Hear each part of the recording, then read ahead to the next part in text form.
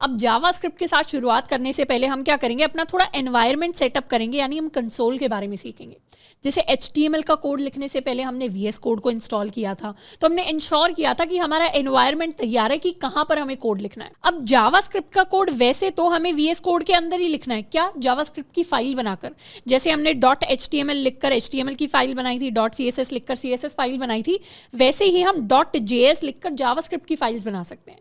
But ये वाला तरीका हम अभी इंप्लीमेंट नहीं करने वाले। वैसे तो प्रोजेक्ट्स बनाने में या कंपनी के अंदर काम करने में या different day to day JavaScript लिखने में हमें यही तरीका इंप्लीमेंट करना है, यानी VS कोड के ऊपर फाइल बनानी है।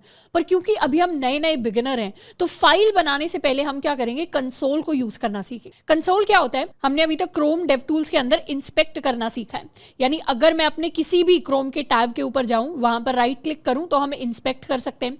इंस्पेक्ट करके अभी तक हम एलिमेंट्स को देखते थे, यानी हम यहाँ से किसी भी एलिमेंट को सिलेक्ट कर सकते हैं। इस तरीके से हम उस एलिमेंट के लिए उसका HTML कोड देख सकते हैं, उसकी स्टाइलिंग देख सकते हैं, काफी सारा लेआउट देख सकते हैं, बहुत सारी चीजें हैं जो इंप्लीमेंट की जा सकती हैं। अब इन्हीं डेव टूल्स के अंदर एलिमेंट्स के साथ क्रोम पर हमें कंसोल का ऑप्शन दिख रहा होगा। इनफैक्ट अगर आप किसी और ब्राउजर पर हैं तो जनरली हर एक ब्राउजर के अंदर एलिमेंट्स, कंसोल, ये सारे ऑप्शंस अवेलेबल होते हैं इंस्पेक्ट के बाद। तो इस कंसोल को क्लिक करके हम यहां पर जा सकते हैं। अगर आपकी विंडो थोड़ी सी अभी छोटी है इस टाइम पर, तो इस तरीके का एरो आपको दिख रहा होगा, उस पर जब आप क्लिक करेंगे तो यहाँ पर कई सारे ऑप्शंस आएंगे जिसमें हमें कंसोल का ऑप्शन सिलेक्ट करना है। कंसोल का ऑप्शन सिलेक्ट करके यहाँ पर आपको कई सारी चीज़ें लिखी हुई दिखेंगी। जैसे ये कुछ एरर्स आ रहे हैं, ये एक्चुअली वार्निंग्स है।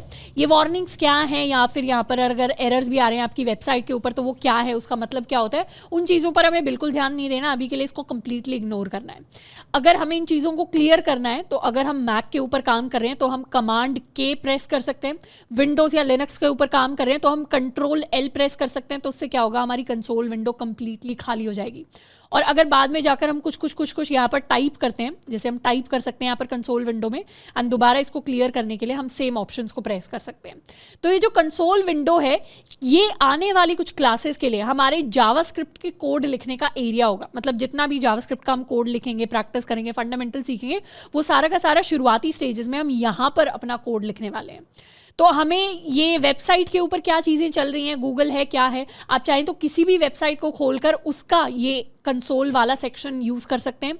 हम गूगल है वो तो सबसे आसान है, नहीं तो आप कोई HTML प्रोजेक्ट बना रहे हैं उसको ब्राउजर पर खोलकर उसका कंसोल विंडो हम यूज़ कर सकते हैं। और कंसोल के अंदर हम कुछ भी अगर लिखते हैं, मान लेते हैं मैंने कुछ ऐसा लिखा, ये कुछ एरर आ गया, कुछ मतलब नहीं है इस चीज़ का, पर अगर हम जैसे ही रिफ्रेश करते हैं वैसे ही क्या होगा, पेज सारा रीसेट हो जाएगा। तो कंसोल के ऊपर हम जितना भी कोड लिखते हैं उसमें से कुछ परमानेंट नहीं होता। ये सारा का सारा कोड मेरे पास टेम्परेरी कोड होता है, तो इसीलिए टेम्परेरीली हम इस कंसोल विंडो को यूज़ करेंगे।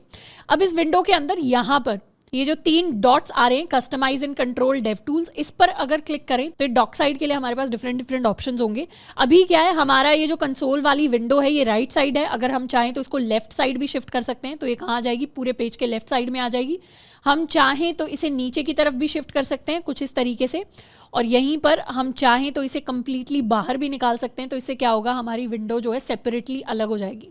अभी के लिए हम क्या करने वाले हैं, इसे थोड़ा सा हम लेफ्ट साइड शिफ्ट करेंगे, अपनी कंसोल विंडो को साइज में हम बड़ा करने वाले हैं, एंड यहाँ पर इसके फॉन्ट साइज को भी बड़ा करेंगे। तो मैं कमांड और प्लस, आप अगर विंडोज़ पर है तो आप कंट्रोल प्लस प्रेस कर सकते हैं, एंड इस तरीके से इस कंसोल विंडो को यूज़ करके हम अपना पूरा जावास्क्रिप्ट का कोड लिखकर सीखने वाले हैं। तो जावास्क्रिप्ट के अंदर मैं एक सिंपल सी चीज़ लिखने वाली हूँ। लेट्स सपोज मैंने लिखा 1 लिखते ही मैंने जैसे ही एंटर प्रेस किया, रिटर्न प्रेस किया, मेरे पास क्या हुआ, 1 दोबारा से प्रिंट होकर आ गया। जैसे ही मैंने लिखा 2 और एंटर प्रेस किया, वैसे ही 2 यहाँ पर सेकंड लाइन में अपने आप प्रिंट होकर आ गया। जैसे ही मैंने लिखा 1 + 2 और मैंने एंटर किया, वैसे ही क्या हुआ, 3 मेरे पास आ गया। तो 1 + 2 क्या हुआ, 3। ये एक लॉजिकल कंप्यूटेशन है जो जावास्क्रिप्ट ने मेरे लिए किया। ये जो चीज़ें हैं ये सारी की सारी जावास्क्रिप्ट के अंदर चल रही हैं। तो जब भी हम कंसोल की बात करेंगे, कंसोल कहने का मतलब है बेसिकली जावास्क्रिप्ट। अब सीखते हैं कि कंसोल में जो चीज़ें मैं एंटर कर रही हूँ या जो चीज़ें मेरे पास प्रिंट होकर आ रही है, एंटर जो मैंने की है वो आपको ग्रीन कलर में दिख रही होगी, जो खुद से प्रिंट होकर आ रही है वो पर्पल कलर में दिख रही होगी। तो इन सब चीज़ों का मतलब क्या है, हमारा जो कंसोल होता है जिसके ऊपर हम कुछ क्लासेस के अंदर कोड लिखने वाले हैं, ये रेपल REPL को यूज़ करता है। REPL का मतलब होता है प्रोग्रामिंग के अंदर read, evaluate, print and loop. इसका मतलब है कि हमारी जो कंसोल विंडो है उसके अंदर अगर हम कुछ लिखते हैं तो पहले तो वो उस चीज़ को रीड करता है। यानी अगर यहाँ पर मैंने 1 टाइप किया तो इसने 1 को रीड किया, या मैंने 1+2 टाइप किया तो इसने 1+2 को रीड किया। उसके बाद अगर हमने कोई एक्सप्रेशन दिया है तो उस चीज़ को इवैल्यूएट करता है। इवैल्यूएट करना यानी कंप्यूट करना या फिर कैलकुलेशंस करना। अगर हमें कोई कैलकुलेशंस करवानी है तो वो सारी सेकंड स्टेप में होंगी। कैलकुलेशन कहने का मतलब है जब मैंने सिर्फ 1 टाइप किया तो कोई कैलकुलेशन नहीं हुई, पर जब मैंने 1+2 टाइप किया तो एक कैलकुलेशन हुई। 1+2 का इसने सम कैलकुलेट किया। जैसे मैथ के अंदर 1+2 3 होता है, वैसे ही हमारे कंसोल ने कैलकुलेट किया कि 1+2 3 होता है। उसके बाद इसने क्या किया, जो भी आंसर निकला फाइनल उसको इसने प्रिंट कर दिया। जैसे 1 जब हमने टाइप किया था तो कुछ है नहीं कंप्यूट करने के लिए, कैलकुलेट करने के लिए, तो इसने सिंपली क्या किया, वापस से 1 टाइप कर दिया। पर 1+2 जब हमने लिखा तो इस केस में कुछ है कंप्यूट करने के लिए, तो इसने वो रिजल्ट निकाला एंड फिर रिजल्ट को मेरे पास लाकर प्रिंट कर दिया। एंड फाइनली 4th स्टेप होता है लूपिंग का। लूप यानी दोबारा से प्रोसेस को रिपीट करो। तो हमारी कंसोल विंडो क्या करती है, पहले रीड करती है, फिर इवैल्यूएट करती है, फिर प्रिंट करती है एंड दोबारा से लूप, फिर दोबारा रीड, इवैल्यूएट, प्रिंट एंड दोबारा से लूप। तो इस तरीके से हम जितना चाहें उतना मर्जी कोड अपनी कंसोल विंडो के अंदर लिख सकते हैं। तो अभी के लिए हम सारा कोड यहीं पर लिखकर प्रैक्टिस करने वाले हैं। REPL, read, evaluate, print, loop, इस कॉन्सेप्ट पर हमारा कंसोल काम करेगा। जब भी हम कंसोल को यूज करने हैं ये चीज याद रखनी है कि ये कोड परमानेंट नहीं है। ऐसा नहीं होगा कि आप इस कोड को सेव कर पाएंगे या ये हमेशा आपके पास रहेगा। तो कंसोल विंडो को सिर्फ हम प्रैक्टिसिंग के लिए यूज कर रहे हैं, शुरुआती स्टेजेस पर एज अ बिगिनर इसको यूज कर रहे हैं। अब एक और चीज़, एक शॉर्टकट मैं आपको सिखा देती हूँ। क्लियर करने का मैंने आपको शॉर्टकट सिखा दिया है कि अगर हम मैक के ऊपर हैं, मैं आपको लिखकर भी बता देती हूँ कि अगर हमारे पास विंडो के ऊपर हमने बहुत सारी चीज़ें कर दी हैं और अगर हमें अब क्लियर करना है चीज़ें, तो अगर हम मैक के ऊपर हैं तो हमें Command+K प्रेस करना है, और अगर हम विंडोज़ पर या लिनक्स पर हैं तो हमें Ctrl+L प्रेस करना है। अब उसके अलावा एक और शॉर्टकट होता है जो हमारे कीबोर्ड के ऊपर एरो कीज़ होती हैं, उसमें से एक अपवर्ड एरो वाली की होती है, यानी कुछ ऐसी की होगी, एक डाउनवर्ड एरो वाली की होगी। जैसे ही हम अपवर्ड की को प्रेस करते हैं ना, तो पुरानी चीज़ें जितनी भी हमने टाइप की थी ये सारी की सारी हमारे पास वापस आनी शुरू हो जाती हैं, और जैसे हम डाउनवर्ड की तरफ प्रेस करते हैं तो नई वाली चीज़ें वापस आनी शुरू हो जाती हैं। तो पुराना अगर हमने कोई कमांड लिखी थी, कोई और चीज़ लिखी थी और उसको हमें वापस से लिखना है तो दोबारा पूरा टाइप करने की जरूरत नहीं है। हम सिंपली अपवर्ड एंड डाउनवर्ड की को यहाँ पर यूज़ कर सकते हैं। यहाँ पर मैं आपको थोड़ा सा अर्ज करूँगी कि एक बार पॉज करना है और खुद से अपवर्ड डाउनवर्ड की को थोड़ा सा टेस्ट करके देखना है कि एक्चुअली कौन से वाली कमांड्स आपके पास वापस आ रही हैं। अभी इन सारी चीज़ों का क्या मतलब है, 1+2 हमने क्यों टाइप किया, इसने 1+2 3 कैसे कैलकुलेट कर लिया, या 1 का इसने 1 कैसे प्रिंट करवाया, वो उन सारी चीज़ों के हमें डिटेल में नहीं जाना। बेसिकली कंसोल के ऊपर हम अपना कोड लिखना शुरू करने वाले हैं और इसके बाद हम सीखेंगे कि जावास्क्रिप्ट में कोड लिखने का मतलब एक्चुअली होता क्या है। सबसे पहले हम बात करने वाले हैं जावास्क्रिप्ट के अंदर वेरिएबल्स के बारे में। अब वेरिएबल्स को समझने से पहले एक छोटा सा नोट सभी स्टूडेंट्स के लिए कि अभी तक हम क्या करते थे, जब भी CSS का कोड लिखते थे HTML को लिंक करके लिखते थे। वैसे ही जब भी हम CSS और HTML को लिखते हैं उसके साथ हम जावास्क्रिप्ट को लिंक करते हैं। पर अभी के लिए हम HTML CSS को नहीं पढ़ने वाले, हम सिर्फ प्योर जावास्क्रिप्ट पर फोकस करेंगे। तो आने वाले कुछ चैप्टर्स के अंदर HTML CSS को थोड़ा सा साइड में करते हुए सिर्फ जावास्क्रिप्ट के कॉन्सेप्ट्स और लॉजिक को समझने में हमें ध्यान देना है। तो सबसे पहले वेरिएबल्स की अगर बात करें तो वेरिएबल को बहुत सिंपल भाषा में अगर समझना है तो इसका मतलब होता है name of a storage location. यानी जितनी भी इंफॉर्मेशन एक कोड के दौरान, जो भी हम कोड लिखते हैं जावास्क्रिप्ट का या कोई भी प्रोग्राम बनाते हैं या कोई भी अगर हमने वेबसाइट बनाई है, उस वेबसाइट के अंदर जितनी भी इंफॉर्मेशन हम स्टोर कर रहे हैं ना कोड के अंदर, वो सारी की सारी वेरिएबल्स की फॉर्म में स्टोर होती है। तो वेरिएबल्स हमारे पास कंटेनर्स होते हैं। जैसे हमारे किचन के अंदर आपने देखा होगा कोई एक मसाले का डब्बा है, कोई एक आपके पास चाय पत्ती का डब्बा होता है, कोई एक चीनी का डब्बा होता है। ऐसे ही अलग अलग तरीके के आपके पास कंटेनर्स होते हैं जो कुछ ना कुछ सामान स्टोर कर रहे होते हैं। वैसे ही कोड के अंदर इंफॉर्मेशन को स्टोर करने के लिए, सामान को स्टोर करने के लिए जो कंटेनर होता है उसको हम वेरिएबल कहते हैं। अब वेरिएबल्स हमने पहले भी यूज़ किए होंगे। अगर आपने बेसिक मैथ पढ़ी होगी, बिल्कुल एडवांस मैथ की मैं बात नहीं कर रही, 6th 7th 8th क्लास वाली मैथ, जिसमें लेट्स सपोज अगर हमें कोई रेक्टेंगल दिया होता था। अब रेक्टेंगल के अंदर इसकी जो साइड्स होती थी ना, वो हमें A और B की टर्म्स में देते थे। यानी यहाँ पर हमें बता दिया जाता था कि ये वाली जो साइड है ये A है, ये वाली जो साइड है ये B है, और मुझे बता दिया जाता था A की वैल्यू 5 के बराबर दी हुई है, B की वैल्यू 10 के बराबर दी हुई है। तो अगर मुझे इस रेक्टेंगल के लिए लेट्स सपोज एरिया अगर कैलकुलेट करना है तो हम वो कैलकुलेट कर सकते थे by multiplying A into B। अगर मुझे इसका पेरीमीटर कैलकुलेट करना है तो 2 इंटू a+b। तो इस तरीके से हम एरिया भी कैलकुलेट करते थे, पेरीमीटर भी कैलकुलेट करते थे, एंड सेम चीज़ स्क्वायर के लिए होती थी। अगर मुझे सर्कल दिया है तो उसके लिए हम रेडियस कैलकुलेट कर लेते थे। तो इस तरीके से अलग अलग फॉर्मूले होते थे। अब अगर हमें यहाँ पर बताया जाए कि a की वैल्यू 5 है और b की वैल्यू 10 है, तो a इंटू b एरिया कितना होगा? एरिया होगा 50 के इक्वल। लेकिन कल को अगर हमारे पास कोई बड़ा या डिफरेंट शेप का रेक्टेंगल आ जाता है तो उसमें हो सकता है a की वैल्यू 5 से हटकर अब 10 में कन्वर्ट हो जाए, b की वैल्यू 10 से बढ़कर अब 20 में कन्वर्ट हो जाए। तो उसके इसमें एरिया कितना होगा? एरिया का फॉर्मूला यही रहेगा, मतलब a इंटू बी ही रहेगा, बस उसकी एग्जैक्ट वैल्यूज चेंज हो जाएंगी। मतलब अब जो वैल्यू आएगी एरिया की वो 200 होगी। रेक्टेंगल के केस में ये जो a और ये जो b है इनको हम वेरिएबल्स कहते हैं। वेरिएबल्स यानी ऐसी चीज़ें जिनकी वैल्यू वेरी कर सकती है। इंग्लिश में वेरिएबल होने का मतलब है जिसकी वैल्यू चेंज कर सकती है। तो वेरिएबल्स के अंदर की जो वैल्यू होती है उसको हम चेंज कर सकते हैं। जैसे मैथ में वेरिएबल्स की वैल्यू चेंज हो पाती थी, वैसे ही कोडिंग के अंदर, जावास्क्रिप्ट के अंदर हम अपने वेरिएबल्स की वैल्यू को चेंज कर सकते हैं। इसीलिए इसे बोला गया है स्टोरेज लोकेशन का नाम, यानी जहां पर एक्चुअल वैल्यू स्टोर होती है उस लोकेशन का नाम इसे बोला गया है। तो अगर हम ऐसे ही, जैसे रेक्टेंगल वाला वेरिएबल है, ऐसे ही वेरिएबल बनाना चाहें तो उनको हम जावास्क्रिप्ट के अंदर बना सकते हैं। उनको कैसे बनाएंगे? उनको क्रिएट करने का वही तरीका रहेगा, वही स्टेटमेंट रहेगी जैसी हमारी मैथ के अंदर होती थी। अब वेरिएबल्स को और डिटेल में समझने के लिए हम कंप्यूटर की मेमोरी का एग्जाम्पल लेने वाले हैं।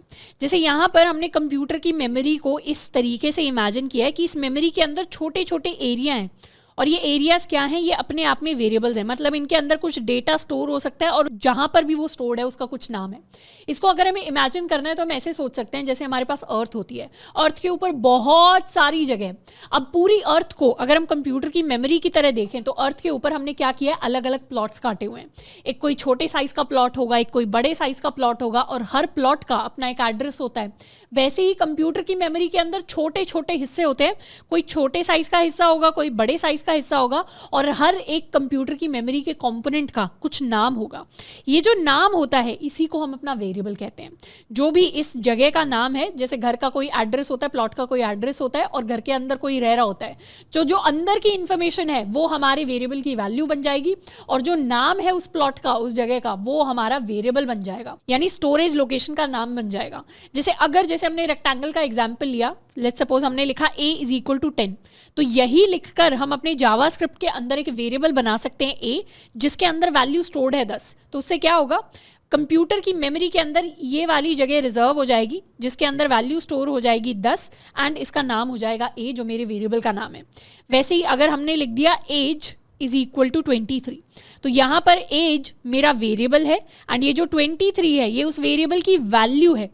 तो एक जगह रिजर्व्ड हो जाएगी मेमोरी के अंदर जिसका नाम होगा एज, एंड जिसके अंदर मैंने वैल्यू स्टोर कर ली है 23। तो ये मेरा वेरिएबल है पूरा का पूरा, एंड ये मेरी पूरी की पूरी मेमोरी है। ऐसे ही हम चाहें तो कोई भी नाम लिख सकते हैं। जैसे लेट्स सपोज मैंने एक वेरिएबल बनाया नेम।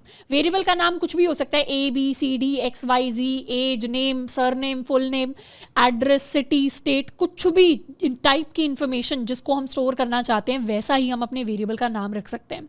तो वेरिएबल के नाम को जनरली हम ऐसा रखते हैं जिससे पता चल जाए कि इस वेरिएबल के अंदर क्या स्टोर्ड है। जैसे हम चाहें तो सीधा x इज इक्वल टू 23 भी लिख सकते हैं, पर उससे कुछ समझ नहीं आएगा। तो अगर मैंने एज इज इक्वल टू 23 लिखा तो मुझे समझ में आएगा कि हाँ, यहाँ पर एज की बात हो रही है जब भी हम 23 वैल्यू की बात कर रहे हैं। जैसे अगर हमने लिखा name is equal to Tony, तो इस तरीके से कोट्स के अंदर हम अपना नेम लिख सकते हैं टोनी, एंड क्या होगा फिर उसके लिए एक जगह रिजर्व्ड हो जाएगी मेमोरी के अंदर, एंड उसका नाम हो जाएगा। तो इस तरीके से मेमोरी के अंदर मेरी एक स्टोरेज बन जाएगी, उस स्टोरेज के अंदर वैल्यू स्टोर्ड होगी टोनी, एंड स्टोरेज का नाम होगा मेरे पास नेम।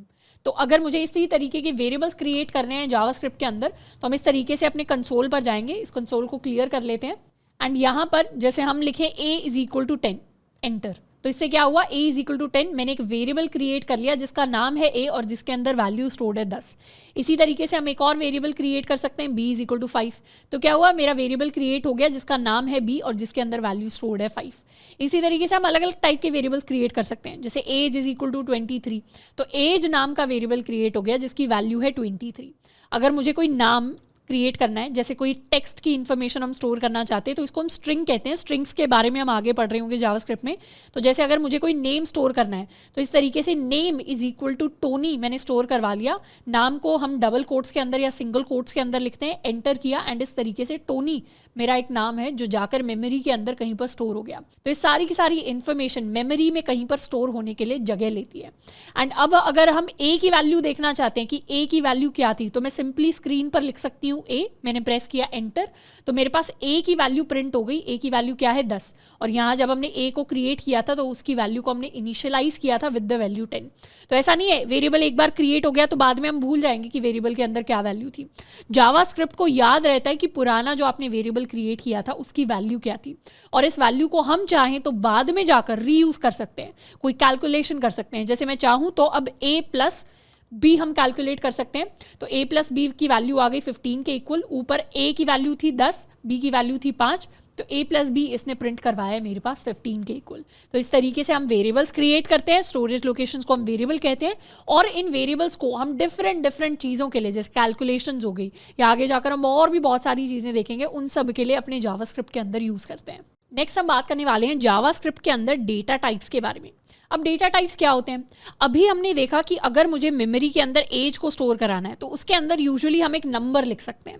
अगर मुझे नाम को स्टोर करवाना है तो उसके अंदर हम क्या लिखेंगे, कुछ इसी तरीके की एक स्ट्रिंग क्रिएट करेंगे। स्ट्रिंग यानी बेसिकली टेक्स्ट वाली इन्फॉर्मेशन। अगर मुझे किसी और तरीके की वैल्यू स्टोर करवानी है, लेट्स सपोज मुझे ट्रू या फॉल्स कहीं पर स्टोर करवाना है, तो उसके लिए हम एक अलग टाइप का डेटा स्टोर करा रहे होंगे जावास्क्रिप्ट के अंदर।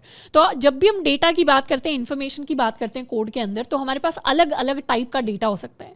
मतलब हमारे वेरिएबल्स अलग अलग टाइप के हो सकते हैं। तो जावास्क्रिप्ट के अंदर हमारे पास 7 प्रिमिटिव टाइप्स होते हैं। प्रिमिटिव कहने का मतलब है सबसे बेसिक, सबसे कोर, सबसे फंडामेंटल टाइप्स। इसमें से ये जो बिग इंट और सिंबल होते हैं ये इतने ज्यादा फ्रीक्वेंटली यूज नहीं होते, तो इनको हम इतना ज्यादा डिटेल में कवर नहीं करेंगे। हमारे जो सबसे मेन 5 प्रिमिटिव टाइप्स होते हैं जावा के अंदर वो ये होते हैं।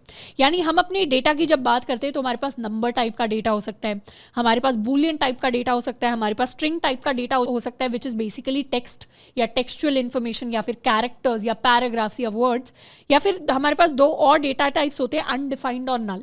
इन 5 डेटा टाइप्स को हम डिटेल में कवर करने वाले हैं, पर उससे पहले एक छोटा सा सैंपल देख लेते हैं। जैसे अभी हमने एक वेरिएबल क्रिएट करके देखा था a is equal to 25। Let's suppose ये सेम चीज हम लिखते हैं कंसोल के ऊपर, मैंने लिखा a इज इक्वल टू 25। अब एक चीज मैं लिखने वाली हूँ कंसोल में, मैं लिखूंगी टाइप ऑफ, यानी मैंने सिंपली लिखा टाइप ऑफ, फिर हम देंगे स्पेस, और अब हम टाइप करेंगे अपने वेरिएबल का नाम यानी a, और जैसे ही मैंने ये टाइप किया हम कर देंगे एंटर। तो जैसे ही एंटर किया अब मेरे आउटपुट में प्रिंट होकर आ रहा है नंबर। तो ये टाइप ऑफ क्या है? टाइप ऑफ जावास्क्रिप्ट के अंदर मेरा एक ऑपरेटर होता है जो मुझे बता देता है कि जिस भी वेरिएबल की हम बात कर रहे हैं या जिस भी वैल्यू की हम बात कर रहे हैं उसका क्या टाइप है। a के अंदर 25 एक नंबर स्टोर था, तो यहाँ से पता चल रहा है कि मेरे a का जो टाइप है वो एक्चुअली एक नंबर है। वैसे ही अगर मैंने लिखा एज इज इक्वल टू 23 और मैंने किया एंटर, उसके बाद हम लिखते हैं टाइप ऑफ और हम लिखते हैं एज, एंटर प्रेस किया तो हमारे पास दोबारा प्रिंट होकर आ जाएगा नंबर। क्यों? क्योंकि हमारा जो एज वेरिएबल है इसके अंदर कोई नंबर स्टोर्ड है, तो इसका जो टाइप हो जाएगा वो एक नंबर टाइप हो जाएगा। उसी तरीके से अगर लेट्स सपोज मैंने एक वेरिएबल बनाया name is equal to Tony Stark, and अब अगर हमने प्रिंट करवाने की कोशिश की टाइप ऑफ नेम, प्रेस किया एंटर, तो यहाँ पर नाम जो है उसके लिए टाइप प्रिंट हो रहा है स्ट्रिंग। इस तरीके से बहुत सारे टाइप्स हमारे पास अवेलेबल होते हैं और इन्हीं प्रिमिटिव टाइप्स को हम एक एक करके अब डिटेल में समझेंगे। तो जब भी हमें किसी वेरिएबल का या किसी वैल्यू का अपना टाइप प्रिंट करवाना होता है उसके लिए हम टाइप ऑफ ऑपरेटर को यूज कर सकते हैं। जैसे अगर यहाँ पर लेट्स सपोज मैंने डायरेक्टली वैल्यू को देखा कि मुझे टाइप ऑफ, लेट्स सपोज मैंने 5.9 लिखा है, एंटर किया कि 5.9 का क्या टाइप है, तो ये जो वैल्यू है ये क्लियरली एक नंबर है, तो इसका टाइप प्रिंट हो जाएगा which is a number value. अगर मैंने लिखा टाइप ऑफ, मैंने कोई कैरेक्टर प्रिंट करवाया है a, तो इसका जो टाइप होगा वो प्रिंट हो जाएगा स्ट्रिंग के इक्वल। स्ट्रिंग अगर आपको इतना समझ नहीं आ रहा है कि स्ट्रिंग एग्जैक्टली है क्या, तो टेंशन लेने की बात नहीं है, क्योंकि स्ट्रिंग को भी आगे जाकर हम डिटेल में करेंगे, स्ट्रिंग के बहुत सारे मेथड्स को पढ़ेंगे। तो धीरे धीरे करके हम एक एक जो प्रिमिटिव टाइप है उसको बहुत ज़्यादा डिटेल में और बहुत ज़्यादा बढ़िया तरीके से समझने वाले हैं। और अगर हम इन डेटा टाइप्स को और क्लियरली समझना चाहते हैं तो मैं आपको एक एग्जाम्पल दिखाने वाली हूँ। अब जैसे इंस्टाग्राम की वेबसाइट है, या फिर आप अमेजॉन का एग्जाम्पल ले लीजिए, आप लेंसकार्ट का एग्जाम्पल ले लीजिए, आप फ्लिपकार्ट का एग्जाम्पल ले लीजिए, किसी भी वेबसाइट का आप एग्जाम्पल ले लीजिए। हर वेबसाइट के ऊपर अलग अलग टाइप की इन्फॉर्मेशन स्टोर्ड होती है। जैसे यहाँ पर बहुत बेसिक सा मैं इंस्टाग्राम का एग्जाम्पल लेने वाली हूँ, क्योंकि वो चीज़ है जिसको हम डे टू डे बेसिस पर शायद यूज़ कर रहे होंगे मैक्सिमम स्टूडेंट्स। अगर इंस्टाग्राम के ऊपर हम फॉलोइंग या फॉलोअर्स या नंबर ऑफ पोस्ट की बात करें तो हर एक चीज़ के सामने एक नंबर लिखा होता है। जैसे नंबर ऑफ फॉलोअर्स के सामने नंबर लिखा हुआ है, फॉलोइंग के सामने एक नंबर लिखा हुआ है। ये जो नंबर है इसको हम अज्यूम कर सकते हैं कि ये जो काउंट है ये हमारे जावास्क्रिप्ट में, अगर मुझे वेबसाइट बनानी है इंस्टाग्राम के फ्रंट पेज का, अगर मुझे क्लोन बनाना है वेबसाइट की फॉर्म में, तो ये जो नंबर है ये एक तरीके, तो ये जो फॉलोइंग का काउंट है ये एक तरीके से मेरा नंबर है। यानी अगर मुझे फॉलोइंग का काउंट किसी वेरिएबल में स्टोर करना होगा तो उस वेरिएबल का टाइप क्या होगा, उस वेरिएबल के अंदर नंबर टाइप होगा। वैसे ही अगर अब मुझे कुछ टेक्स्ट इन्फॉर्मेशन स्टोर करनी है, जैसे यहाँ पर प्रोफाइल के लिए अगर मुझे कोई डिस्क्रिप्शन लिखना है तो डिस्क्रिप्शन के अंदर हम कोई सेंटेंस लिख रहे होंगे, हम कोई वर्ड्स लिख रहे होंगे, हम कोई फ्रेज लिख रहे होंगे। ये सारी की सारी जो चीज़ें होती हैं ये टेक्स्ट की फॉर्म में होती है, कैरेक्टर्स, एक सीक्वेंस ऑफ कैरेक्टर्स हमने लिखा है। तो इस सारी की सारी टेक्सचुअल इन्फॉर्मेशन को अगर मुझे स्टोर करवाना है तो मेरा वेरिएबल का जो टाइप होगा, जो इस इन्फॉर्मेशन को स्टोर करेगा, उसका टाइप स्ट्रिंग होगा। अगर मान लेते हैं हमारे पास कोई फॉलो बटन होता है इंस्टाग्राम के ऊपर, अब हमने किसी व्यक्ति को फॉलो किया है या नहीं किया है, उसके लिए हमारे पास जवाब येस या नो हो सकता है। तो फॉलो करने की कोई स्टेट है, या तो वो स्टेट ट्रू है मतलब जवाब हाँ है, या फिर जवाब ना है मतलब फॉल्स है।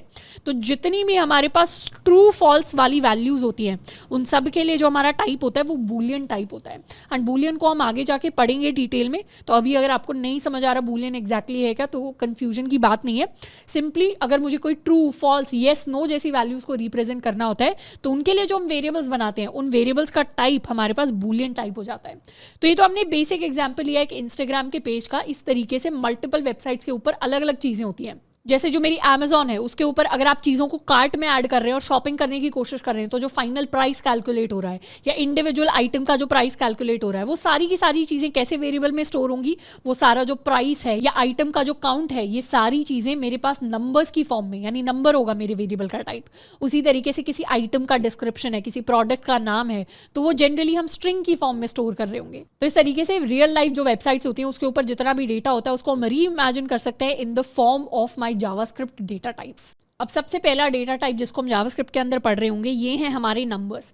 एंड शायद ये सबसे सिंपलेस्ट डेटा टाइप है जिसकी हम बात करेंगे। जब भी हम जावास्क्रिप्ट के अंदर नंबर्स डेटा टाइप को यूज़ करते हैं इसका मतलब है कि जो भी हमारा वेरिएबल होगा वो नंबर्स टाइप की वैल्यू को स्टोर करेगा। और किस किस को जावास्क्रिप्ट के अंदर नंबर माना जाता है, अगर आपने किसी भी पॉजिटिव या किसी भी नेगेटिव वैल्यू को स्टोर करवाया है तो वो आपके लिए एक नंबर होगा। जैसे अगर हमने लिख दिया a इज इक्वल टू 14 या a इज इक्वल टू -4 तो ये दोनों अपने आप में नंबर्स हैं। इसके अलावा अगर हमने कोई इंटीजर्स लिए हैं तो इंटीजर्स भी अपने आप में नंबर्स होते हैं। या फिर अगर हमने कोई फ्लोटिंग नंबर्स लिए हैं, फ्लोटिंग नंबर्स यानी वो नंबर्स जिसके अंदर डेसिमल वैल्यू आ जाती है। जैसे अगर मैंने लिख दिया a इज इक्वल टू 4.6 तो जहाँ पर ये डेसिमल आ जाता है, पॉइंट आ जाता है, वो भी नंबर्स होते हैं जावास्क्रिप्ट के अंदर। जहाँ पर मैंने कोई नेगेटिव वैल्यू लिख दी -4.6 लिख दिया वो भी अपने आप में एक नंबर होगा। a इज इक्वल टू 0 लिख दिया ये भी अपने आप में एक नंबर होगा। तो जितने भी पॉसिबल नंबर्स होते हैं चाहे वो इंटीजर्स हो गए, नेगेटिव हो गए, पॉजिटिव हो गए, डेसिमल पॉइंट्स हो गए, इन सब को हम जावास्क्रिप्ट के अंदर नंबर टाइप के अंदर स्टोर करवाते हैं। अब जब भी हम कोई वेरिएबल बनाते हैं जावास्क्रिप्ट के अंदर अलग से हमें वेरिएबल के लिए उसका टाइप बताने की जरूरत नहीं है। जावास्क्रिप्ट क्या करता है, ऑटोमेटिकली टाइप को डिटेक्ट कर लेता है। यानी अगर हम सिंपली अपने कंसोल के ऊपर लिखें a is equal to, let's suppose हमने लिखा 16 और किया एंटर, तो ये जो a है जावास्क्रिप्ट ने ऑटोमेटिकली डिटेक्ट कर लिया कि इसका टाइप एक नंबर होने वाला है। ये डिपेंड करता है कि कौन सी वैल्यू उस वेरिएबल के अंदर स्टोर्ड है। जैसे हमने लिखा टाइप ऑफ a तो क्या आया, यहाँ पर नंबर लिखा हुआ आ गया। ऐसे ही लेट्स सपोज अगर हम किसी आइटम का प्राइस डिस्प्ले करा रहे हैं, प्राइस है 99.99, हमने किया एंटर तो ये प्राइस की वैल्यू आ गई यहाँ पर। और अगर अब हम चेक करें कि टाइप ऑफ प्राइस क्या होने वाला है तो हमारे पास आएगा कि टाइप ऑफ प्राइस है नंबर। तो कंसोल ने डिटेक्ट कर लिया कि प्राइस के लिए वैल्यू थी 99.99 जो कि क्या है, खुद में एक नंबर है, इसीलिए प्राइस जो वेरिएबल है इसका डेटा टाइप हमारे पास नंबर होना चाहिए। इसी तरीके से हम कोई नेगेटिव वैल्यू भी लिख सकते हैं। जैसे लेट्स सपोज अगर हम डिस्प्लेसमेंट लिखना चाहें, डिस्प्लेसमेंट हमने अगर फिजिक्स पढ़ी होगी तो उसके अंदर हम कैलकुलेट किया करते थे, और डिस्प्लेसमेंट में लेट्स सपोज मेरे पास -25 आता है तो -25 आ गया। अब अगर मैं चाहूँ तो हम कैलकुलेट कर सकते हैं टाइप ऑफ, यहाँ पर लिख सकते हैं डिस्प्लेसमेंट। तो यहाँ सजेशंस में हमारे पास यूजुअली कंसोल स्क्रीन पर काफ़ी सारी चीज़ें आती हैं और लेट्स सपोज मुझे डिस्प्लेसमेंट पूरा नहीं टाइप करना तो हम क्या कर सकते हैं, टैब प्रेस कर सकते हैं। तो टैब हम अपने कीबोर्ड से भी प्रेस कर सकते हैं, कीबोर्ड से प्रेस करेंगे तो ये पूरा आ जाएगा। मतलब जो भी सजेशन में इसने डिटेक्ट किया कि ये चीज़ आप लिखने की कोशिश कर रहे हैं तो वो पूरी की पूरी लिखी हुई आ जाएगी। फिर हम एंटर प्रेस करेंगे तो डिस्प्लेसमेंट जो कि एक नेगेटिव वैल्यू थी उसका भी क्या टाइप डिटेक्ट हुआ है, उसका भी टाइप डिटेक्ट हुआ है एज माई नंबर। इसे हम थोड़ा सा छोटा कर लेते हैं। तो इस तरीके से मल्टीपल वैल्यूज होती हैं जिनके लिए हमारी जावास्क्रिप्ट ऑटोमेटिकली टाइप डिटेक्ट करती है नंबर। सारी लैंग्वेजेस इस तरीके से ऑटोमेटिकली टाइप डिटेक्ट नहीं करती। मतलब अगर आप C++ जैसी लैंग्वेज में कोड कर रहे हैं, C में कोड कर रहे हैं, या फिर लेट्स सपोज आप जावा के अंदर कोड कर रहे हैं, तो इन तीनों लैंग्वेजेस के अंदर आपको एक्सप्लिसिटली मतलब अलग से जाकर अपना जो टाइप होता है वेरिएबल का उसको बताना पड़ता है कि हम जो वेरिएबल का टाइप डिफाइन करने की कोशिश कर रहे हैं वो एक नंबर है, या फिर वो एक स्ट्रिंग है, या फिर वो एक कैरेक्टर है, या बूलियन है। लेकिन जावास्क्रिप्ट के अंदर हमें अलग से नहीं बताना पड़ता, ऑटोमेटिकली पता चल जाता है कि जिस तरीके की वैल्यू है वैसा ही हमारा टाइप होने वाला है। इसके अलावा जावास्क्रिप्ट के अंदर जितने भी पॉजिटिव, नेगेटिव और डेसिमल नंबर्स होते हैं इन सब का टाइप सेम होता है, विच इज इक्वल टू नंबर्स। लेकिन दूसरी कई ऐसी लैंग्वेजेस होती हैं जिनके अंदर ऐसा नहीं होता। यानी जावा की अगर आप एग्जांपल लें तो जावा के अंदर आपका फ्लोट एक डिफरेंट टाइप होता है और इंट एक डिफरेंट टाइप होता है। इंट के अंदर हम इंटीजर, चाहे वो पॉजिटिव हो गई हो या नेगेटिव वैल्यूज हो गई हो, उनको स्टोर करवाते हैं जावा में, और फ्लोट के अंदर हम अपनी डेसिमल वैल्यूज को अलग से स्टोर करवाते हैं। लेकिन जावास्क्रिप्ट के अंदर ऐसा कुछ नहीं होता। जावास्क्रिप्ट के अंदर जितने भी पॉसिबल नंबर्स होते हैं वो सारे के सारे एक ही डेटा टाइप के अंडर आ रहे होते हैं। अब अगर हमने कोई भी वेरिएबल बनाया है, लेट्स सपोज हमने वेरिएबल क्रिएट किया है a इज इक्वल टू 10। अब हम इस वेरिएबल के ऊपर कई सारे डिफरेंट ऑपरेशंस है जिनको परफॉर्म कर सकते हैं। यानी a इज इक्वल टू 10 मैंने बना लिया और b इज इक्वल टू 5 मैंने बना लिया। अब अगर हम चाहें तो a प्लस b भी प्रिंट करवा सकते हैं। तो जब हम a प्लस b प्रिंट करवाएंगे तो क्या होगा, यहाँ पर a की वैल्यू यूज हो जाएगी। a की वैल्यू यानी अभी उसके अंदर वैल्यू है 10, और b की वैल्यू यानी अभी उसके अंदर है वैल्यू 5। तो 10 प्लस 5 इज इक्वल टू 15। जैसे ही करेंगे एंटर, मेरे पास 15 प्रिंट होकर आ जाएगा। ऐसे ही हम चाहें तो a माइनस b कर सकते हैं, a माइनस b। तो a क्या है 10 और b क्या है 5। 10 माइनस 5 हो जाएगा मेरे पास 5 के इक्वल। एंटर प्रेस किया, इसे दोबारा से लिख लेते हैं। जैसे ही a माइनस बी प्रेस किया, क्या आया मेरे पास 5 आया।